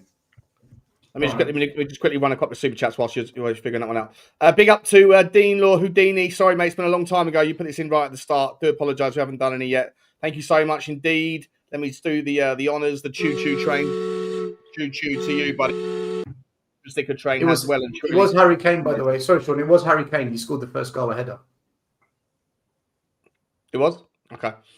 We'll come back to the story in 1 second. Big up to you, Dino. Thank you very much. Toby One, Kenobi San, Mr. Cat Funt. Big up to you as well. Choo choo to you, Toby buddy. Thanks very much indeed. And Ulrika over in Australia. It must be early doors, man. You got out of the shower yet? Got out of the bath? Dry your bits? Have a G&T on the go, Ulrika. We appreciate you very much as always. Thank you so much for your support. Luke Wardle is in the house. Big up to you, Luke. He says Wilson is absolutely fine. My Wilson. On the left, a striker has to be the priority. Vlahovic, Tony, Samu, any of those 3. And if he's somehow available, John Duran. Yeah, good player. All improved the team. Good player, John Duran. Very good. Appreciate you very much. And Ulrika Johnson, again, come back another one, says Rodrigo would be a decent backup to my Odebear. Like that. I like that. I think Will Snowderbear came out and said something. He gave some here we go. Ulrika Johnson. He said on earning more minutes, he said personally no. He said personally I'm not worried about at all about playing time because I know that if I work hard, if I do things right, I don't see why I wouldn't get more. So that's RMC Sport. Yeah, look, you know how I feel. I think he's a player that's going to get better and better and better. If he can stay fit, stay listening, and stay active, then a lot of responsibility on his shoulders. Guys, I do just want to... Have you guys finished the Harry Kane chat, or can I move on just for the last segment quickly? Yeah, sure. Right? Sure, but I just ask one question. You know that Yeah. super sticker you put in from Toby Juan Kenobi? Yeah. Can you bring that back? Yeah. Is that a penis instead of an Arsenal cannon? Yeah, he's put a cock in front of the gunner. It's sensational. Brilliant. It's brilliant. It is brilliant. That's the man known as Cat Funt whenever YouTube's messing around with the names. Usually Cat Funt. Big up to you.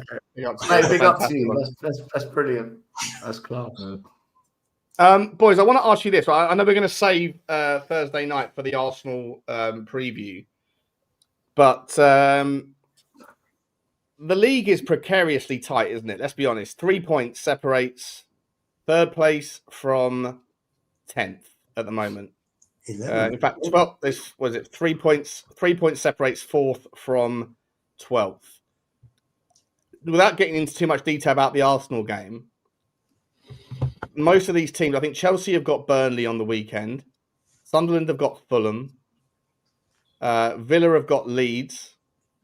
United have got Everton. Liverpool have got Forest. Bournemouth have got West Ham. Palace have got Wolves. These are all winnable games for these guys. Manchester City have got to go to Newcastle, which is difficult for sure.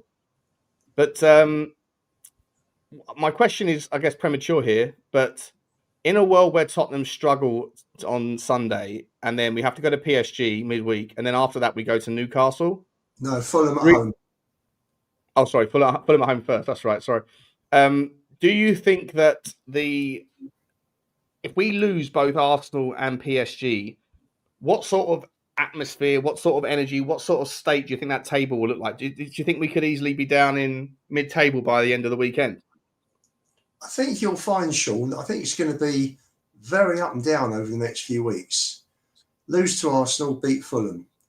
Lose to Newcastle, beat Brentford. Win at Forest, lose to Liverpool. They're your next six. You could very easily be 3 wins, 3 defeats. So yeah. And how do you think the fan base will feel around Christmas time if that's the case? To be honest with you, I despair with a lot of our fan base. You know, the guy absolutely despair. I know. Since the man who's been begging for Harry Kane to come back for the last 2 years. Finished 17th last season. It was a complete shit show. We were ripped apart for best part of 66 league games when you take out the first 10. So what do people expect? But seriously, when people put their brain into gear and they look at, we haven't got an 8, we haven't got a 9. Simmons is struggling as a 10 at the moment. We haven't got an 11. I mean, we've got 4 key players. The team's unbalanced. If you lose Van der Ven, Udogie, there's no actual replacement there. Why didn't you say that when Ange had injuries? Now, hang on. Ange played wide open. That's why still. That was the difference. But you're talking about you're saying we've got injuries. Oh, pour this, pour that. No one said that last year. We had injuries. Nobody. Ange had injuries still, but regardless of who was in and who wasn't in.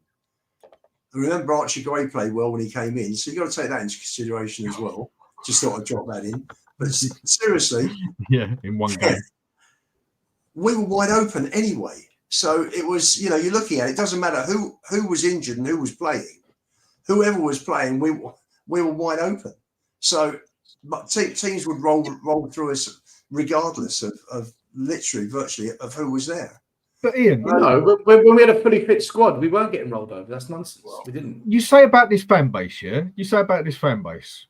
So right, he hasn't got the players to do it with. What do you expect? We were 17th. Everything else, I get that. That game with Chelsea, then, was the fan base in their rights to boo them off the pitch? On a match-to-match basis, when a team played badly, then yes, I agree that they're entitled to. But that contradicts what you just said, then, because we finished 17th last year and we played totally crap. I'm talking about those that are going all the time. I'm just trying to understand what you're saying. Team selections are wrong, substitutions are wrong, everything's wrong. Mm-hmm. Because Ange has gone and Frank's in, there are all these fans that that are trying to pick holes in everything Frank's doing. I agree with that. Regardless of the results. And the results this year, the football... Everyone's justifying everything Frank does. No. Listen, Frank's not... There's two elements. There's two polarised factions in the fan base right now. And a lot of it's because my chairman's gone. Because my chairman was the dartboard for a lot of you lot. And now that he's gone, there's a vacuum in the blame game. You've got to focus on something else, yeah? Basically, is what you're saying. 100%. Tottenham Hotspur has become just like UK politics. You're either extreme right, extreme left, the centre ground has collapsed. And at Tottenham, the centre ground has completely collapsed. You're either full-blown Frank in or full-blown, no, I'm not having this. He can't be excused when I see things that need to be questioned. And that's where we're at. There's no middle ground. I just think, is Frank the man to take us to major glory? Who knows? I think a lot of that depends on how much backing you get. If you had to put your next month's mortgage payment on a bet, yes or no, would you? Is he the guy that takes us to glory? If your gut instinct. Genuinely, Sean, I don't know. I just don't know. Get off the fence, mate, and take a stab. No, I tell you why. Because he's done a great job for a mid-table team, and I don't know whether he's going to be good enough to make that jump up and be successful. He's made us much more. What's your gut instinct? None of us know yet. It's too early to tell. Is your gut instinct that he's the guy that takes us to the promised land? I saw you did a 2-minute video on the Spurs Kings channel about this. Sure. Everyone did. So we've all answered the question, but I need to hear you specifically on this channel. Gut instinct, yes or no? Is Thomas Frank the promised land man? To win us the league? No. It depends what you call promised land, though. I mean, last season, again, was promised land. Some people was totally happy that we won the Europa Cup and didn't give a shit about the league. Other people were actually more pissed off that we finished 17th than won the cup, basically. It's each to their own at the end of the day. On that one, I think that's a bit of a tough question to answer, because what's going to make one person happy isn't going to make the next person happy. And then you're going to have another person who wants it totally different. So it depends what you call taking us to glory. Okay. I mean... Let me ask this. Will Frank be here in a year's time? Yes, yeah. I think he will. I think he will. I think he will. Still? Yeah, probably, yeah. Will Frank be here end of next season? So a 2-year stint? No idea. Ask me that, Sean. Ask me that. I'll be able to give you an answer. If he's still here, I'll answer that September the 1st when the transfer window closes, and we've seen whether the Lewises have backed him in the way that. I don't think he will be. I think they'll be reuniting with Pochettino. I think that one's gone, if I'm going to be honest. I mean, you would have thought if there was one way you could have shut a lot of Spurs fans up here and now, it would have been bringing Poch into it, same as bringing a Harry Kane into it. Like, it would have just been the glory of the old days, basically. You'd have had a lot of Spurs fans just shut up no matter what and be happy that we've got Poch back. And then if it would have all gone downhill, how many would have stuck by it, give him time, this and that, or how many people would have said we should never gone for a previous whatever? I think that one's out the window. I don't see that one happening.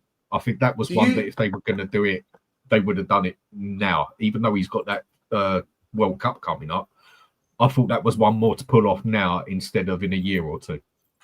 Just a personal opinion. Yeah, but the World Cup's in the way, right? So as soon as the World Cup's done, I don't know. Look, for me, it all depends on whether. I don't think necessarily it's about results, whether or not he's still here, because I don't think we're going to get relegated, and I think we're going to do better than we did last season, regardless. I think we're good enough to be able to do better, but I don't think we're going to win anything either this season.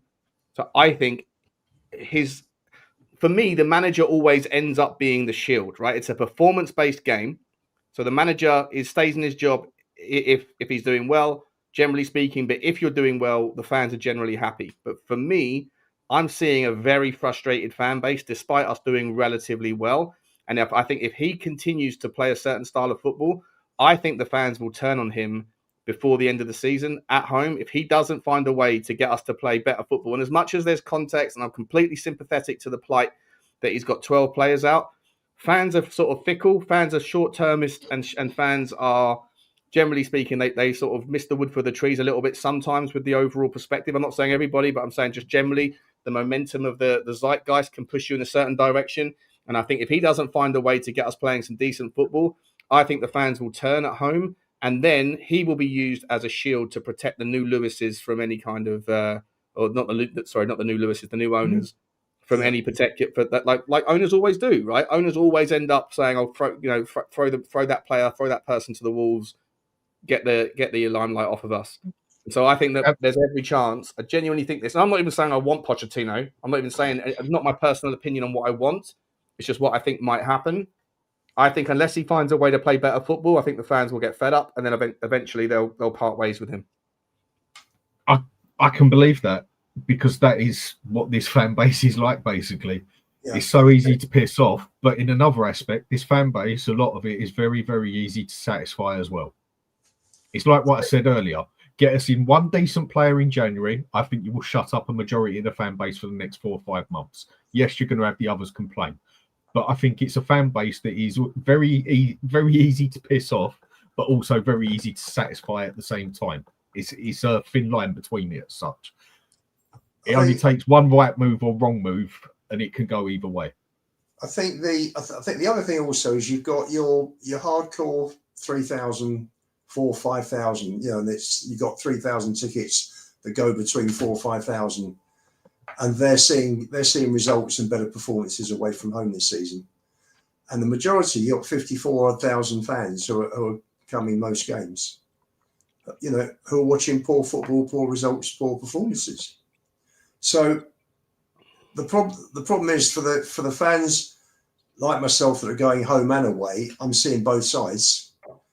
For fans that are going at home, they're just seeing one side. So and obviously, you know, the prices, and we go back to ticket prices again, prices the club charge. I understand that people want to see something for their money. So I do get that. What I just don't get, and I see it on social media, I'm on various Twitter and WhatsApp groups, and people are having a go at him. People just think that he can just come in and click his fingers, and 3 months later, everything that's wrong with the club and has been wrong with the club for decades is just going to be magically put right. It's dreamland. I don't know what people expect. What do they want? Do they want us to be like PSG? Well, if you want football like PSG played in the Champions League final, then get a season ticket and go over to Paris every couple of weeks. Lubo, I just want consistency. I'm not sure Kvaratskhelia or Dembele and Doué. I just want consistency in what fans say. On the one hand, you can't say Conte out, football's turgid, that this is okay when it's turgid. On the one hand, you can't say, oh, we don't win anything, I want trophies. A manager comes here, wins trophies, we want him out. At the end of the day, we chop and choose and change what we want. What I think Frank is the victim of at the moment, and he's partly at fault, but not fully at fault. In fact, maybe 25% Frank's fault, 75% Tottenham. We've been subjected to very mediocre football for the best part of 5.5 years. Okay, since Poch left, the football we were used to under Redknapp and Poch, we haven't seen anything like that in 5 years. So the patience of paying to go to football and watching this shit, it's gone. There is no patience. It's been sucked out of us the last 5 years. That's not Frank's fault. What is his fault is when he sets us up every game not to lose, and he's compounding to an existing problem. And I think this is where we're at now. It's 5 years of poor football. Yeah. This guy's not exactly the answer to it, or maybe he is. We don't know. And these silly arguments happen. Like right now, look, I'll predict something that's going to happen. We're currently, what are we, 4th, 5th in the league? Something like that. Right? Yeah, we're 5th in the league. Yeah, right, we're 5th. One side will say it's a myth. We're only 2 points off of 13th, right? The other side will say, hold on, no, we're 5th. If we lose to Arsenal and then draw the next game and suddenly we're 12th, okay? Yeah. Same people that are saying, but we're 5th, will say, yeah, but we're only 2 points off of 3rd. They'll flip their argument, and those on the other side will flip their one in reverse. Yeah. This is what happens every week. It's like there's no consistency in anyone's argument. For me, I just want to see us this season I'm all about the results as long. I don't mind the football as long as we win. But if we're not winning, I'm not going to tolerate this shit because I paid for it. I'd rather play a better brand of football and nearly winning or drawing than just trying not to lose and then losing. It's like, what was the point of that? Yeah, I agree still. And that's the other part of the problem is that people, again, because people attach themselves to opinions. And in football, that's a really silly thing to do because your opinion can look brilliant today and it can look really stupid tomorrow because things change so quickly. So getting yourself caught up in agendas or attaching yourself and getting like in trenches with your opinions can make yourself look, it's difficult to defend 1 minute, and then the second that the wind changes direction, you want to mud people that were mudding you last week, and it just becomes a point scoring exercise. But the problem is that you can't set up to win. Or you can't set up not to lose. Like I agree with you still. Like turgid football is only acceptable if you win, but you have to make the decision on how you set up before you know the outcome. And also people make this narrative that they think that there's one or the other. Like I think Stel, you made the point earlier about politics, right? It's the same in politics. People like if you're on the left, if you're on the right, the argument is the only alternative to open borders is far right racists and fascists, right? That's not true. There is middle ground. People make the argument that the only other football than what we're seeing is gung-ho football that is guaranteed to lose. That's not true either. There is more balance that's available. You can play a system that still doesn't like completely abandon any kind of defensive like structure and still have a little bit more caution, throw a little bit more caution to the wind. Try and play a little bit more progressive football without going towards gung-ho, sort of Bonnie Blue FC settings. I think that's just the environment that we're in. The fans think it has to be one or the other. If I'm on this side of the coin, then your argument, I'm going to take it, extrapolate it, and make it into an extreme outcome just to prove a point. And I think that all of those things are just silly. I think you're right there because a lot of it showed it for me last season that a significant amount of fans were more than willing to lose a game, say, for instance, 5-2, 6-3, and look like we fought for it, than scrimp and scrape a game and muscle it through and win it 1-0, which to me makes no sense. I mean, that's where this fan base we have is quite strange in its own way. I mean, a lot of this is the other thing that I say that goes through Spurs. That Frank had on his case from the minute he got here. He doesn't play the Spurs way. There is no fucking Spurs way. There hasn't been for many, many years. Was there ever a Spurs way apart from when we won the bloody league? There isn't a Spurs way. We're just used to having a flair player in here or there. But a lot of people think, it's meant to be played a certain Spurs way. Show me this Spurs way then. Yeah. Well, that's the 60s, Dan. Yeah. And most of us weren't alive then, Ian. That's right. That's Bill Nicholls to Spurs. But you know what? Yeah, well, it obviously hasn't lasted that long, has it? If it was only in the 60s. It hasn't. It's like West Ham with Ron Greenwood, Yeah, so why is it the Spurs way? Why is it looked on as the Spurs way? Because we play. That's like me turning around and saying the Spurs way is the Poch way. Because that's how we looked best, or the West Ham way. But if people compare Spurs, I was on a group today and someone came back at me and said, we should finish top 4 with this squad. And I went, really? You look at, take the top clubs. They've all got a player in there who controls midfield. We don't. They've all got a more prolific centre forward. We've got Richarlison. They've all got balance across their squad. They've got much better attacking players. We don't, unfortunately. We are short. We're well short. And you look at, you just look at the centre forwards. Haaland, Gyökeres, Ekitike, Yao Pedro, Ollie Watkins. Even Palace have got Mateta. We got Richarlison. Come on, guys. Let's be real. Let's understand what Frank has got to work with. Chelsea have got. Okay, so, you look at Newcastle have got Tonali, Rodri, Declan Rice, Caicedo and Fernandes, Szoboszlai. You've got Anana, McGinn, Tielemans for Villa, and we're short. We are short, and people just don't think because it's Tottenham for some reason we should be up there. It's unrealistic. Yeah.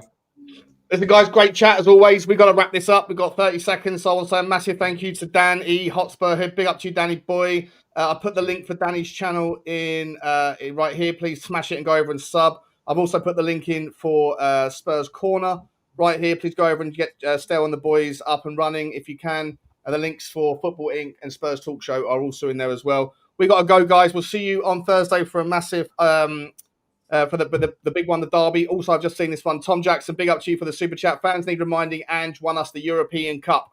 We will talk about that again, guys. I've got to go. Love you. Bye.